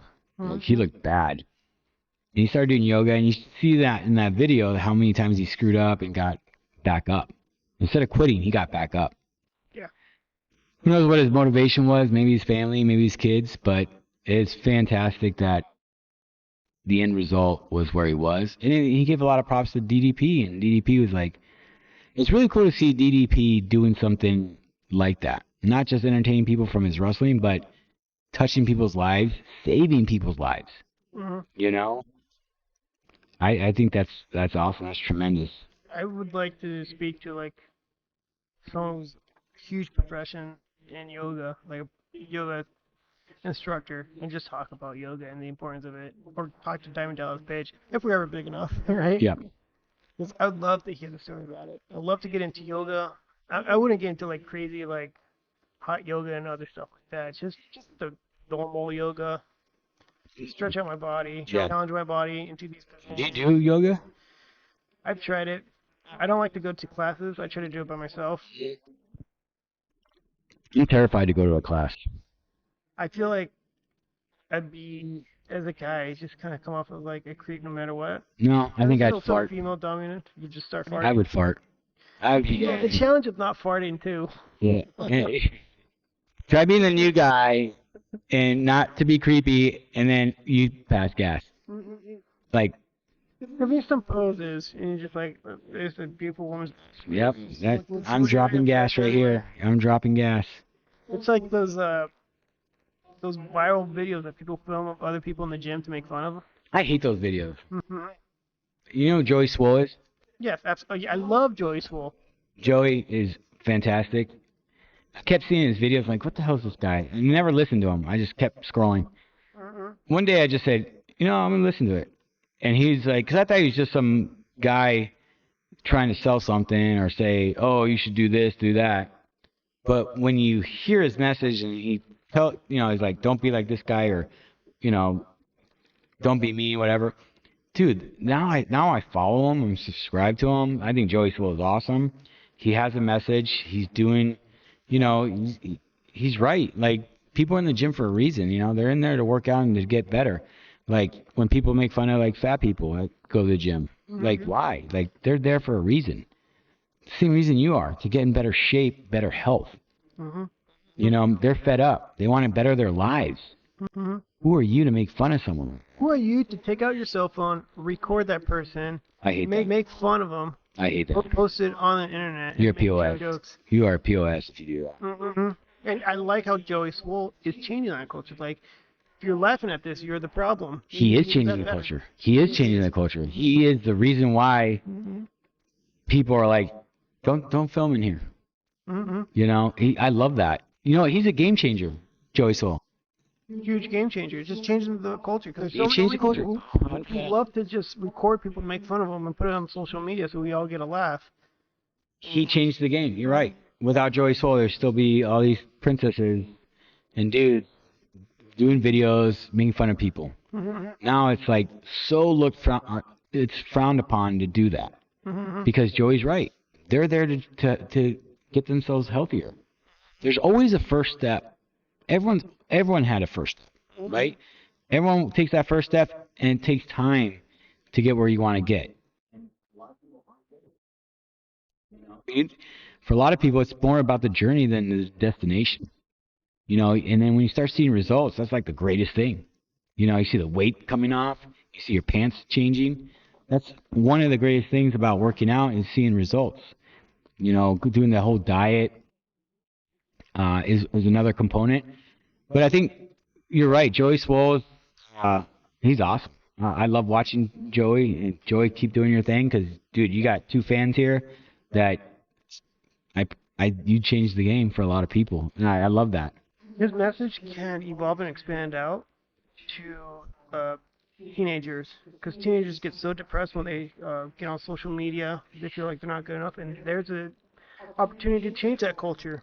The same way Joey Swole does with the gym culture, there could be high school culture or just grade school culture of, hey, you don't need to be filming your classmates to make fun of them. We need to be more uplifting and show some leadership and show some respect. Yes. Some humanity would be nice. So I hope there's like a teenager school kid who's like Joey Swole but does a version of like, this is how we should treat our It would be great to students. See that, like that popular kid in school doing the same thing Joey does. Saying, hey, don't make fun of the nerds. You know, don't make fun of that girl that has no friends. Because we've all seen that. We've all had that. You know, we had that in elementary school. We had this one girl that no one wanted to be around. I feel bad. I want to look her up. She's probably hot as shit now, but like, I remember people would make fun of her. You know, the worst thing was, and I hate that this happened to her.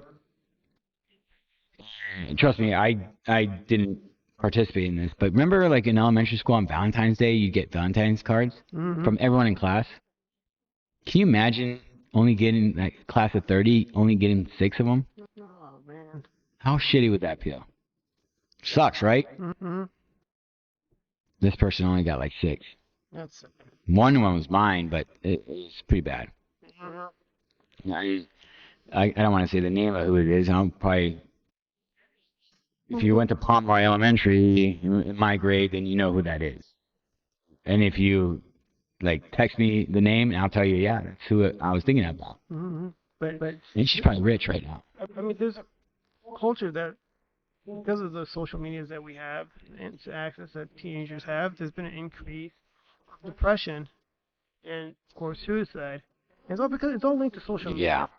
Yeah. And there's a lot of bully culture because Cyberbullying, yeah. cyberbullying is real, because when we grew up, we bullied at school, but we went home and that was it. Cyberbullying still follows you on social media, and hundreds of thousands of people are seeing you being made fun of.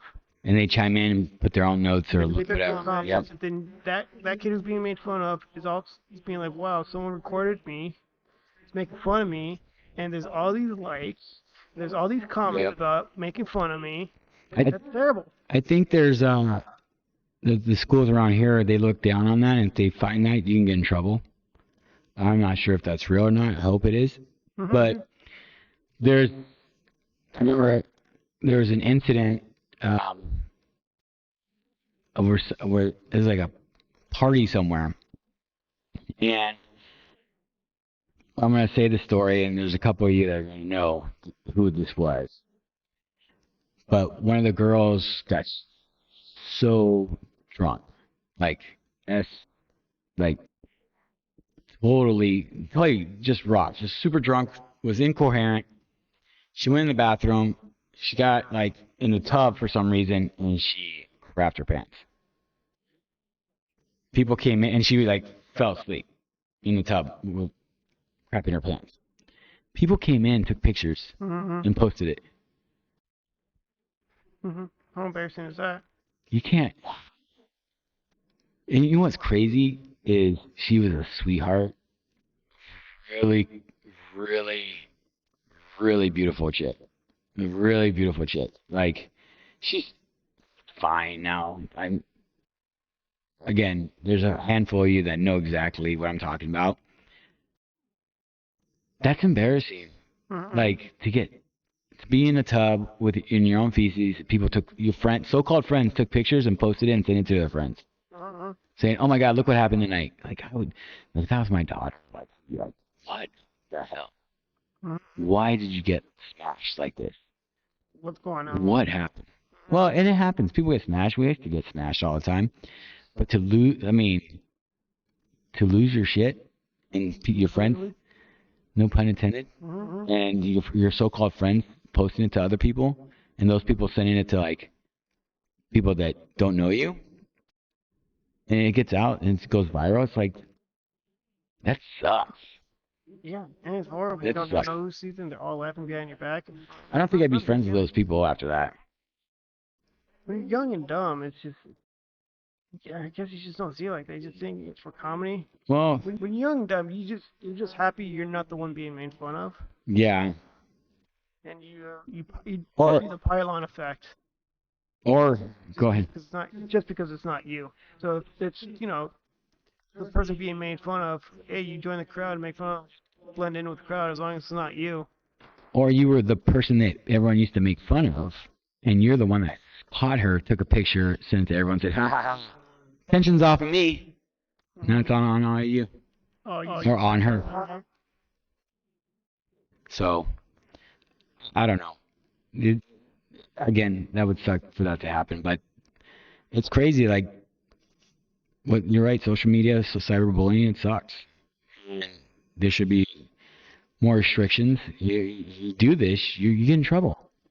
Plain and simple. And the parents shouldn't be like, "Oh, not fair." Yeah, it's fair. You have a shitty son. You have a crappy kid. You know. So what these schools need is like a Joey Swoll figure to do like seminars about social media. That'd be great. And just talk about how it's not cool to just take out your phone and start filming people, knowing that you're going to use this footage to post it on the internet to make fun of them for likes. In addition, that person is being made fun of. There's going to be comments in there too, making fun of them even more by hundreds or thousands of people. I think schools really need that. That's a good way to change the culture too, of how we use social media and how it should be better used and how we can be better. I think that's a great idea. I think because of kids in like junior high, even elementary school, should have motivational speakers like a Joey Swoll. I think it changes the culture. I think the kids that look up to like Joey Swoll, because he's a big dude in real life. He's a big dude. They see someone like that and like, "Oh, that guy's a cool dude. That guy's a big dude." Oh, wait, he's saying we should be humble. He's saying we should be nice to each other. He says that this is frowned upon, making fun of you and recording. I think that message would go out. I think a lot of people would change their demeanor. Mm-hmm. You'd start seeing a different culture. Yeah, I mean, should there be certain type of punishments of recording people just for 100%. intent? 100%. Because the intent is bad. Mm-hmm. You're filming people to get likes. Filming people to make fun of someone. No, that's not cool. I mean, you can request to have a post taken down, but the damage is done. The damage is done. Mm-hmm. You should get in trouble for that. Real quick, here's something that just happened. Israel Adesanya, you know who that is? Yeah, UFC fighter. Yeah. That's a He won. He won. He just got his belt. Dude, How cool is that? Middleweight crown. yeah, because he lost to what did he just fight? Oh my gosh, I'm forgetting people's names. Pull it up. It's that guy. But going back to him, I like him. I think he's a good fighter. Yeah, Alex Pereira. He lost to him 3 times. Yeah, he did. Yeah, he did. Mm-hmm. 3 times. I didn't know he lost that many times. I know he lost a couple because I saw him. Mm-hmm. I don't know. 2 before UFC, and then 1 in UFC to lose the championship. But That was recent too. He recently lost to him. I mean, they got a rematch. They got an instant rematch, and now he got his championship belt. Probably just has the means and resources to just fight better, train better, see his fighting styles, look over film, Yep. understand how to fight him. We didn't get a chance to see the fight, so we have to go watch that ourselves. Yep. But he's one of those guys that pays attention to his craft. Mm-hmm. You know. So is John Jones. Yeah. Awesome fighter. Probably one of the best fighters.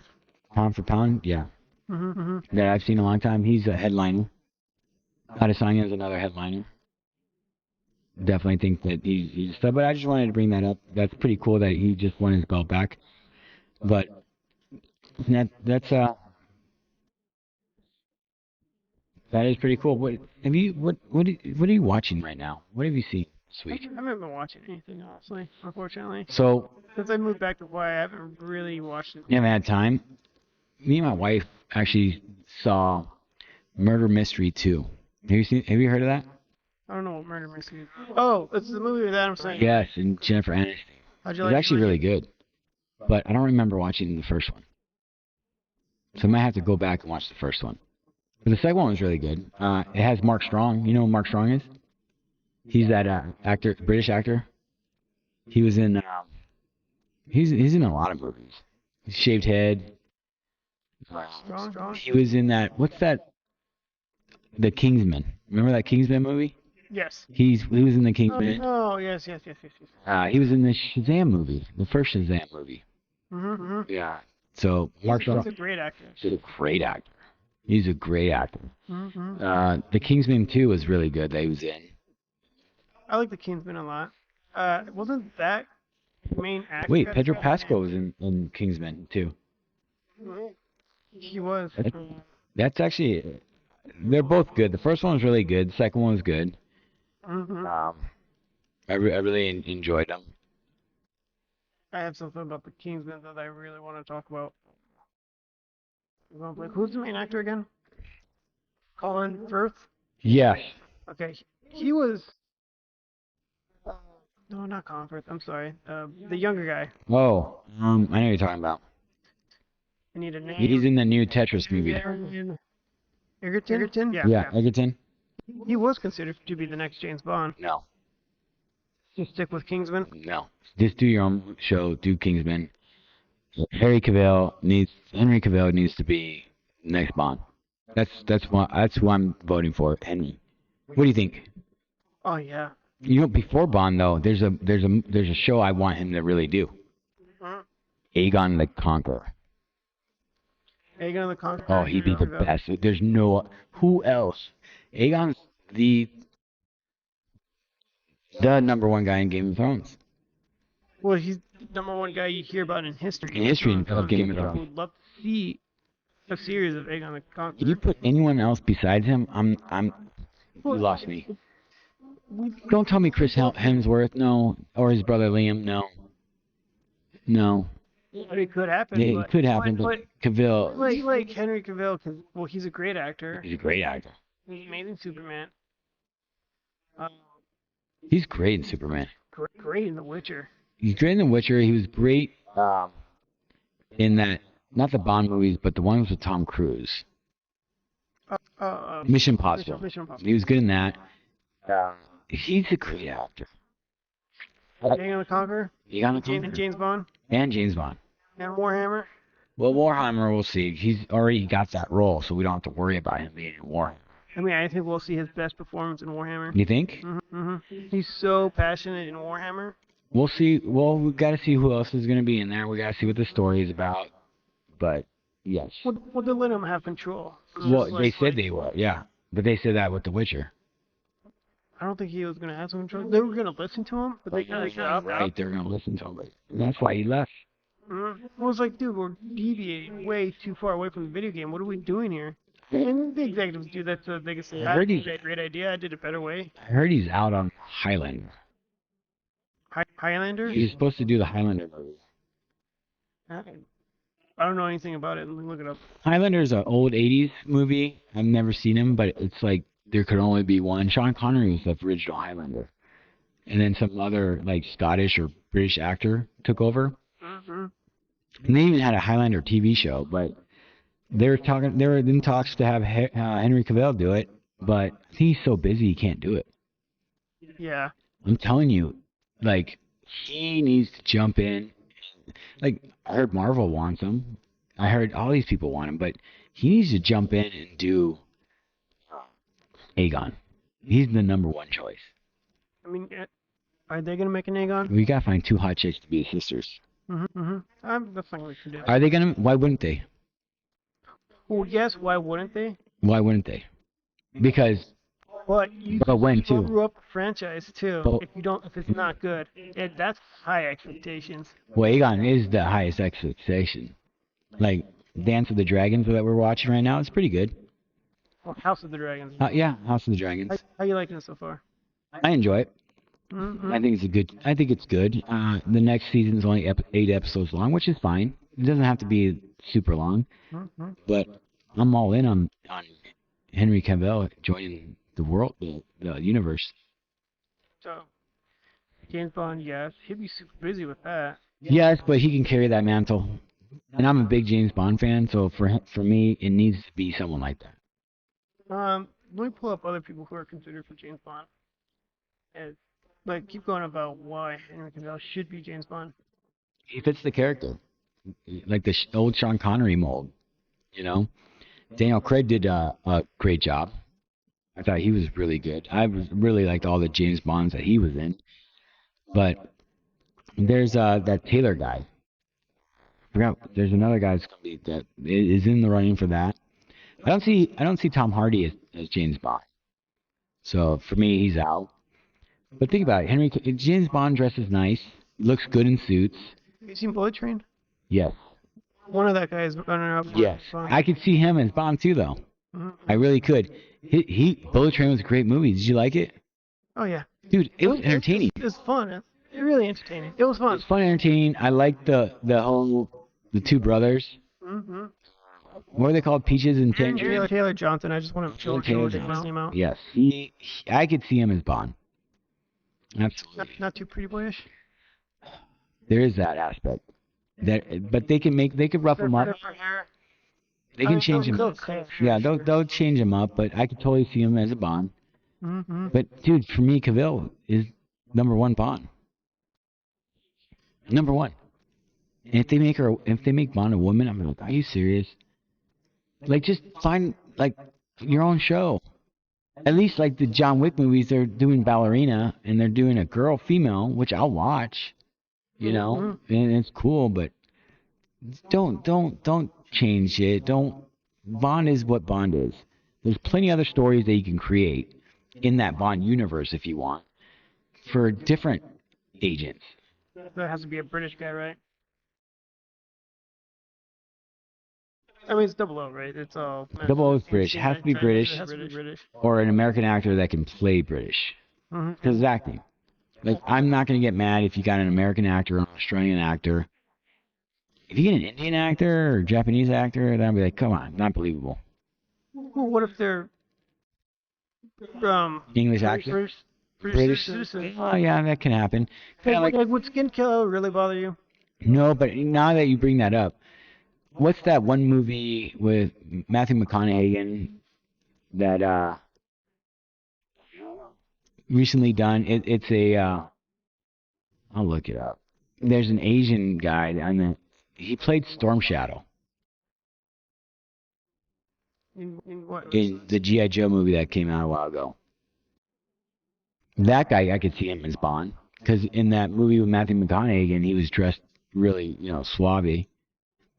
Storm Shadow. Look at Storm Shadow. Okay. IMDb. That guy Do you see him? I see him. I know what we're going to talk about And next. Andrew Koji? Yeah. Okay. I don't know if that's right. I just said yeah. I mean, I see a website here. But it's been a while since I've seen the G.I. Joe movie. Snake Eyes, right? Yeah, Snake Eyes. So Andrew Koji. See him as a Bond? I'm looking it up right now. Andrew Koji. Koji. So for the next Bond, male? Has to be male. British? At least carry the accent? You have to have the accent. It has to be believable that he was Henry Golding, right? For what? That's his name, Henry Golding. For Snake Eyes? Yeah, Snake Eyes was Henry Golding. Oh. Andrew Koji was Storm Shadow. Yeah, that's what I was saying. Storm Shadow. Oh no, not that guy.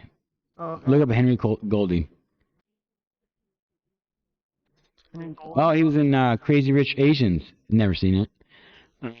I heard it's good though.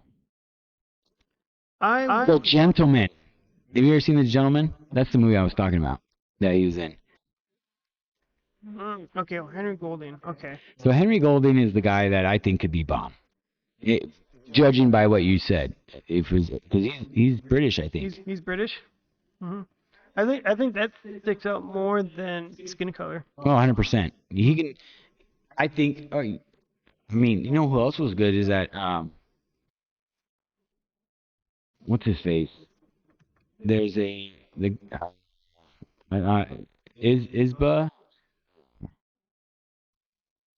We really gotta know who these people are. Yeah. What movie was he on? I don't know. He was in But I mean, Suicide Squad. Suicide Squad. The recent one? Yeah, Oh, the Suicide Squad. the second one.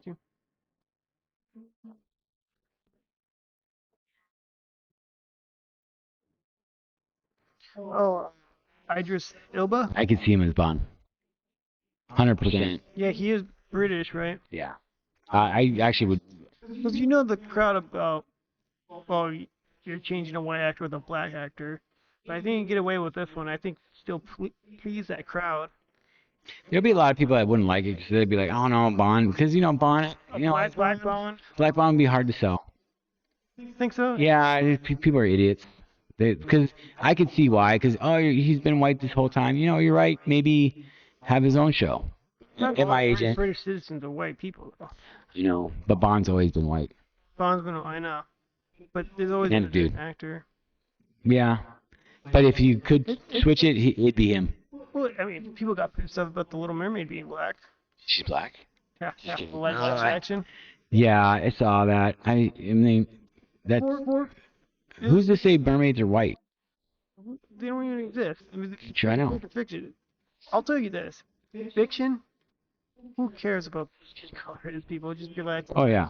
I think people get pissed when they not hear, but see a historical figure, and they completely change their skin color. But we gave a pass when who was it? Clint Eastwood played as Genghis Khan. But I digress. It's like it's just a fiction character. Who cares really? If you really cared, then that's a reflection on you. And you're more pretty little racist there. But Oh yeah. it's just a fictional character. Non-fiction, sure, maybe. It's just changing a historical character. It'd be like changing Abraham Lincoln into like a Hindu or something. People are like, wait, that's not historically accurate. Right. Well, I do get mad. It needs to be historically accurate. But I did see this week 2 different trailers that I got excited about. Which ones? First one, Blue Beetle, by DC movie. Oh, yeah. The kid from Karate Kid. Or Cobra Kai. You watch Cobra Kai? Yeah. Great show. Mm-hmm. He is the next Blue Beetle. I don't think it's ever been done yet, but watching the trailer, I got excited. I was like, holy cow, they might get this right. He's kind of almost like an Iron Man type Still young. figure. The actor's young, so he can have him for a while. You're going to have to incorporate him in the new DC somehow. I think he'd be great.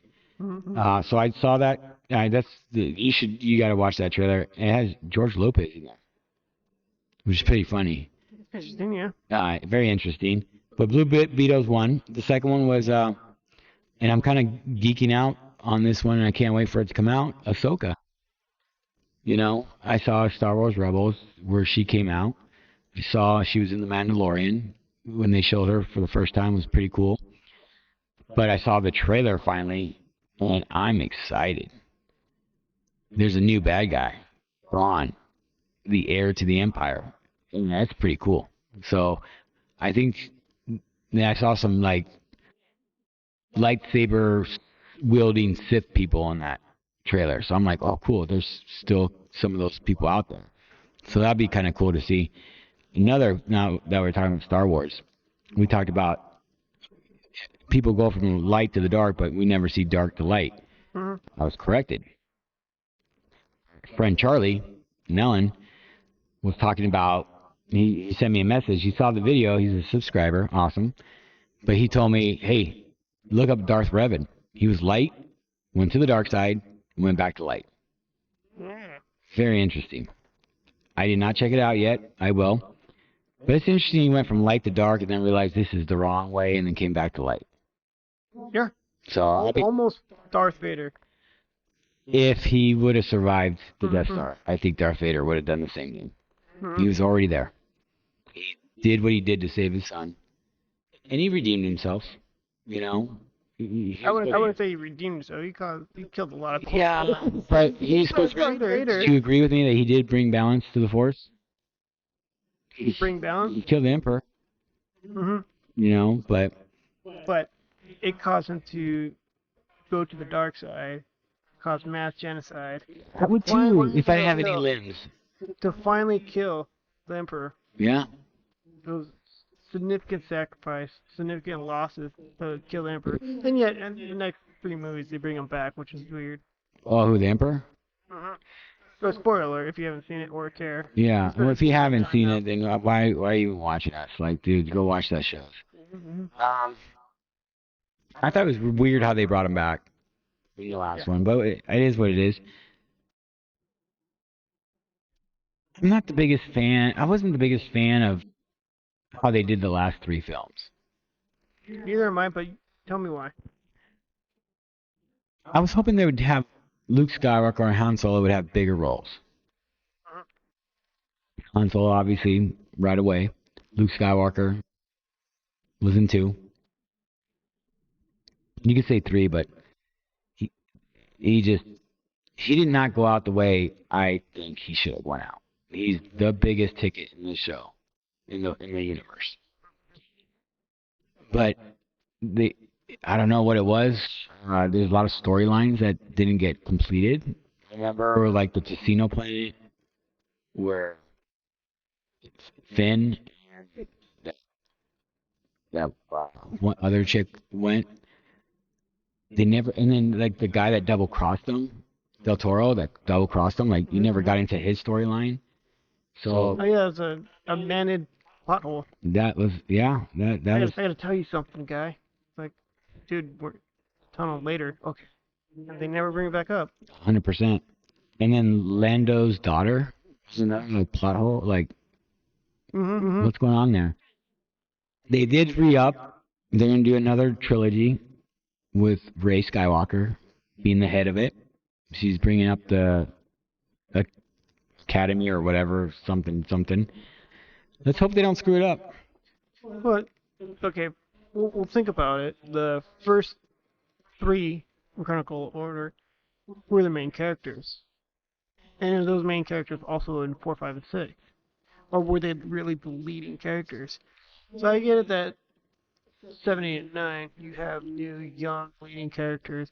You still have the old there, help out, whatnot. They make it a big importance. But things have to carry over to the new, younger generation. Nevertheless, the first 3 had Anakin Skywalker. The second 3 had Anakin Skywalker, Darth Vader. 7, 8, and 9, he's only just a memory. And I don't know, it'd be a good move if they brought back Anakin Skywalker as a clone, because a clone's a thing. You know, bring it back. Here's the thing. Guys. Not I thought Ray had a big plot hole myself. Like, how's this big time force wielding? Well, then you find out why. I guess she's related. Granddaughter. Yeah. So it's like, okay, so the emperor had children that we never knew about, even when he was a senator. Correct. And yeah, the granddaughters. Yeah, it makes sense. She had a lot, but why is she a Skywalker? A Skywalker?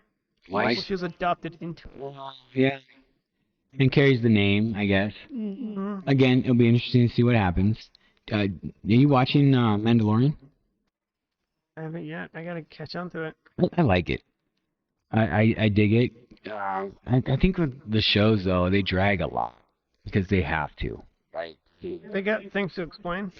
Things to explain, and some of them are kind of like, okay, get to it already. But they're trying to build it, and a lot of the episodes are like filler episodes. I get it.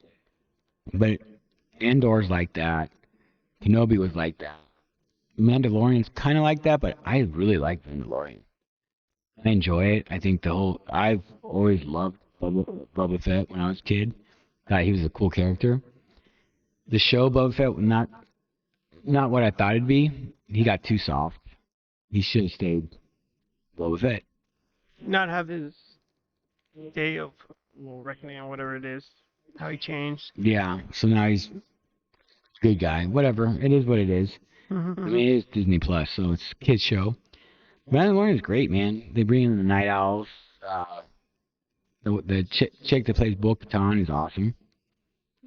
Great. Perfect for the role, especially from her future role she's played in before. Battlestar Galactica. Oh my God, Battlestar Galactica. I was just thinking of that show the other day. Cause of Can you remake the show? Battlestar Galactica. I think you can. 100%. I think you can. Battlestar Galactica with the. Do you remake it or just bring back all those people? Nah, I'd make it completely. Yeah. I'd remake the storyline. There's some things that you change the storyline because who were those clone people again? Cylons. Cylons, yes. Not make them only 6 identical Cylons. They could be just look like every other human, different looking humans. Not be like there's a Cylon, there's like 6 million of those chicks. But there's apparently only one who was a chief.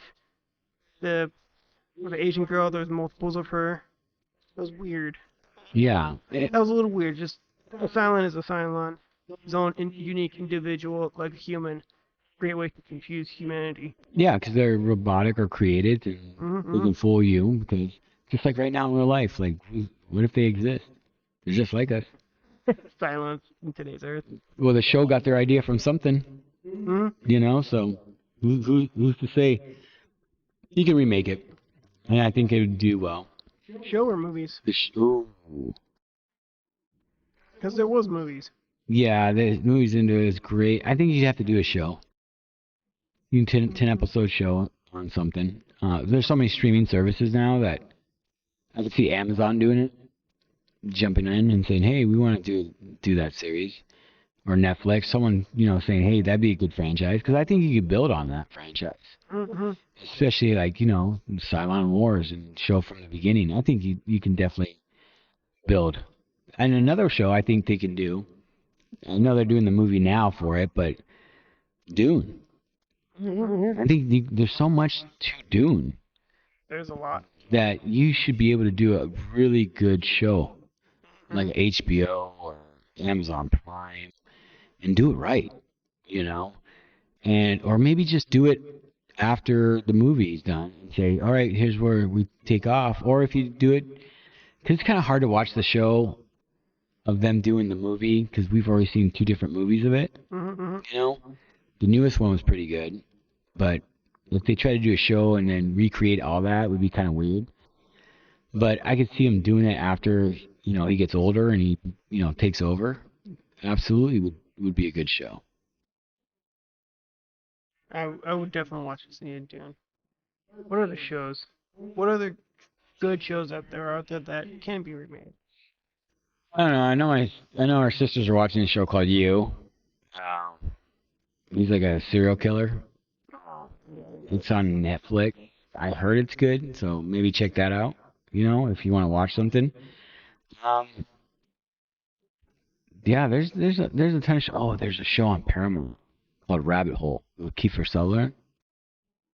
Is it rabbit hole like you think it would be? It is like conspiracy theory stuff. Right? Good conspiracy? It's good. What's a good one? It's good. It's not really about conspiracy theories. It's about like how they can do deep fake you, and they can make the media tell everyone that you did something when you didn't. They did that with like Trump images recently about him going to jail. I heard about those. Oh, if you actually see them, they look very. Yeah, well, It could fool people. you can fool people now with deepfake.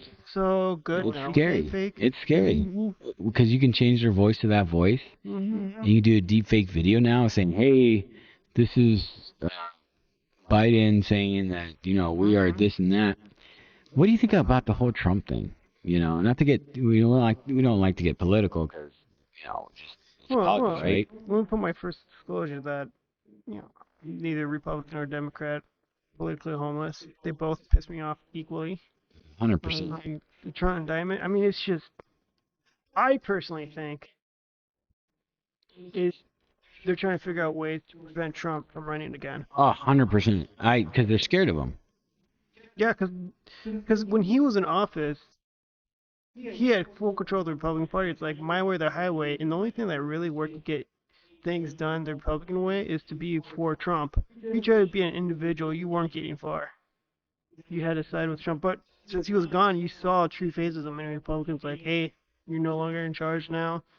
We can finally take control. We don't need you anymore. But now he's coming back. You've seen who are still the loyalists and who are just don't want him around anymore, and they're trying to prevent him from running, like let him get indicted. Maybe this distraction will help. Do you think it's for something else though? Why he's getting indicted? I mean, Do you think it's like something else is really happening in the world, and it's to get everyone's mind off of what's really going on, and indict Trump and put it on the news feed 24/7? You're onto something, so just tell me. I think they're trying to not talk about the dollar. But it's being talked a lot right now. Well, they don't want us to talk about it. Well, if they keep talking about it, Trump's anti-China for the last 4 years looks more compelling now. Like, see, China's taking over. And he warned us. He's been warning us. And you know what? If Trump was in office, I'll tell you right now, China and Russia wouldn't be doing stuff. We would have never gone to war with Ukraine if Trump was in office. Because he even told them, you guys need to, he told the Ukrainian president, you need to fix stuff with Putin. We weren't going to send him tanks and this and that. Mm-hmm. We would have said, no, go be friends. But be like, it's right. We'll never not be like a superpower, even though people say like, oh, if we lose the dollar, we're done. We have nuclear capability. Mm-hmm. The fact that you have that, no one's going to screw with you. No one's going to want to screw with you. Mm-hmm. And no one should screw with you. That's why we shouldn't screw with Russia. We shouldn't screw with anyone else that has nuclear capability. Correct or wrong, but from my understanding, like China, they control their currency, so you can't really use it outside the country, outside their borders. But with the U.S. dollar, it's used almost anywhere in the world. You go to like South America and use the dollar just fine. You can go to Mexico and use the dollar just fine. You can't use the Chinese currency anywhere else. They're trying to change that. You think so? I believe they're trying to change that. I think China's trying to change it that everyone is going to accept that over the dollar. And there's a lot of countries that are lining up to do that. I think. The petrodollar is almost 100% dead. Well, I could argue that the Chinese, say it becomes the dominant currency, I think it'll be brief. I could see that too, that it would be brief. Mm-hmm. And it'll just collapse severely, and people are going to go right back to the U.S. dollar for reserve because it's always been stable. Maybe the Chinese dollar, the yuan, takes over, Trump gets elected, everyone goes back to the dollar. That's a strong possibility. Especially if that takes over, Biden's done, 100%. I think unless they cheat to win, there's no way Biden wins. Our economy, I'm sorry, our economy sucks. Mm-hmm. Don't try to blame it on COVID because Or blame the previous administration. don't blame the previous administration because you're in it right now. Mm-hmm. You had plenty of time to change it and do the right thing or do things better. Dude, like everything's expensive and people are tired of paying. And if you're not tired of paying, you're an idiot. Mm-hmm. Like, I'll be honest, look at the economy, look at our tax, and people are like, Trump screwed us on taxes. Dude, my tax returns under Trump's tax credits were the best I've had in a long time. Those tax credits were gone day one as soon as the Democrats took over. Now my tax returns suck. Now I'm owing. Like, how? I'm a W-2 employee. How do I owe? You know, so With dependents. with dependence is less now. You know, your tax credit on kids is less. So I don't know. Like I said, not the biggest Trump fan, but we thrived. We did well under Trump. I could give you a list of things I don't like about Trump. A lot. But going back to his warnings on China, though, He warned us about China. a lot. He warned everyone about China, not just Republicans. He warned everyone, every American, that. Dude, it's so crazy when you listen to him.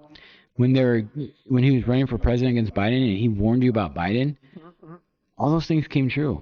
A lot. Remember that if Inflation, gas prices, all of it. it all came true, like why aren't people talking about that? Like talking about gas prices, that he's gonna raise this, do that. All that came true. It's crazy. But man, I did see Robert Kennedy Jr. is running for president for the Democrats. I thought he was a Republican. No, look it up. Robert F. Kennedy Jr. They're Democrats. JFK was a Democrat. Well, I know JFK was a... Robert F. Kennedy is a Democrat. You know what he's against? He's a Democrat. Yeah. CBDCs. Central bank digital currency. So is DeSantis. DeSantis in Florida, he's against it. A lot of people are against that because it takes away the privacy. It lets the government know what you're buying. They know what you're buying, and they can cut you off whenever. That's the scary part. What if you need gas and they're like, nope, we don't like what your last tweet, so we're not going to let you buy gas to get home.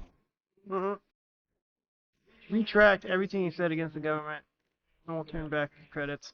That's a realization that we could see. Like, oh, you're buying too much of this, we're going to cut you off. You already bought enough toilet paper. You're not getting it. Like, that's a real concern. And people are like, oh, no, that's not going to happen. Yeah, it can.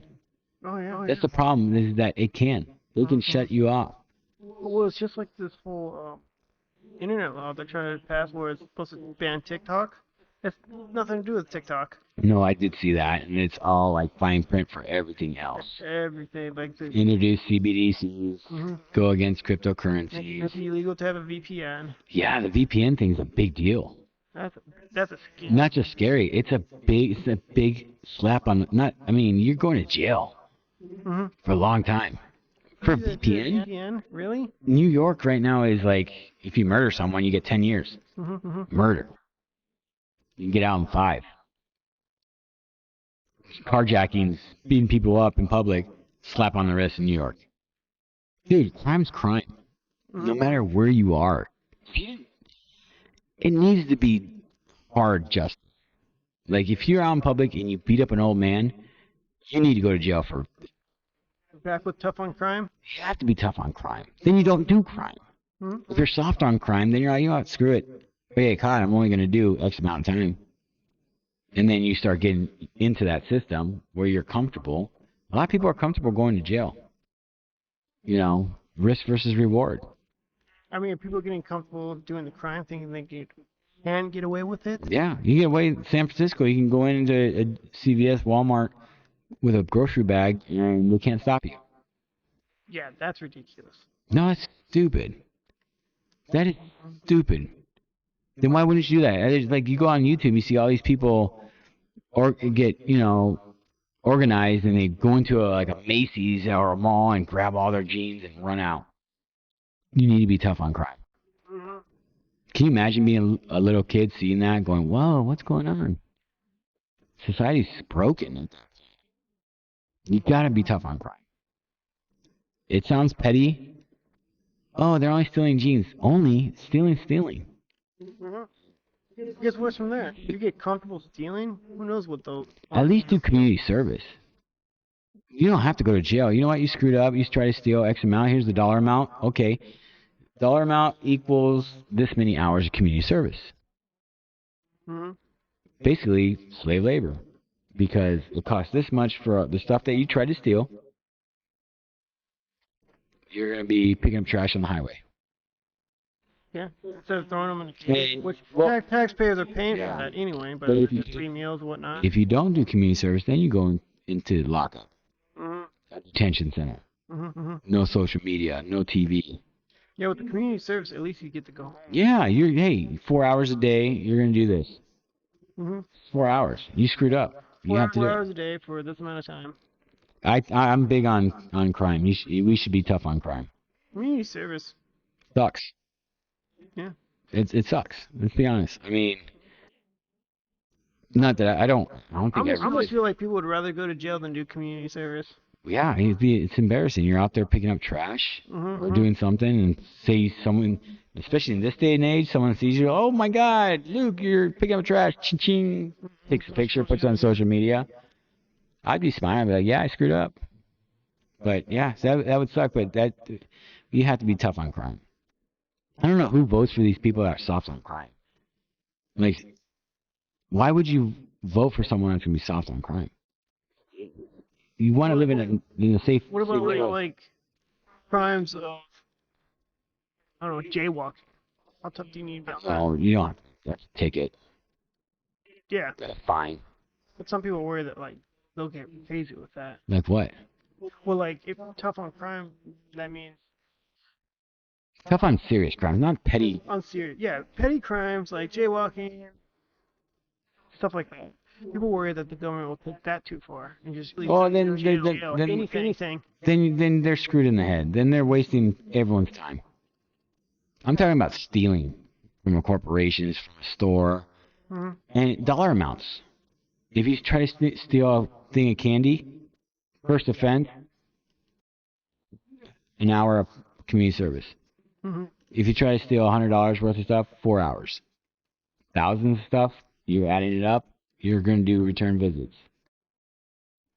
Your community service should be what, $4 an hour, equivalent of what they stole It depends. or damages. Or minimum wage Mm-hmm. in damages. Oh, 5,000 divided by $12 an hour. This is how many hours you're doing. Get trash for doing something. Learn a hard lesson. Oh, you don't want to do it? Okay, here's your jail cell for the next 3 months. Mm-hmm. Because we gave you a chance, you didn't take it. Yeah, because at least you present opportunity to do better. Yep. 100%. I think that's pretty much all we have today. You know, I think we talked a lot. So we have some good clips, talked about some good hours. stuff. It's a lot of time. Mm-hmm. God, we could really do this all day, every day. I feel like we could too. Absolutely. So, how'd you feel about episode 3? Great. Right? Mm-hmm. Episode 4 coming up. Like, subscribe, comment below, just like our friend Tom did. Let's have a conversation. Let's talk. Have a great night.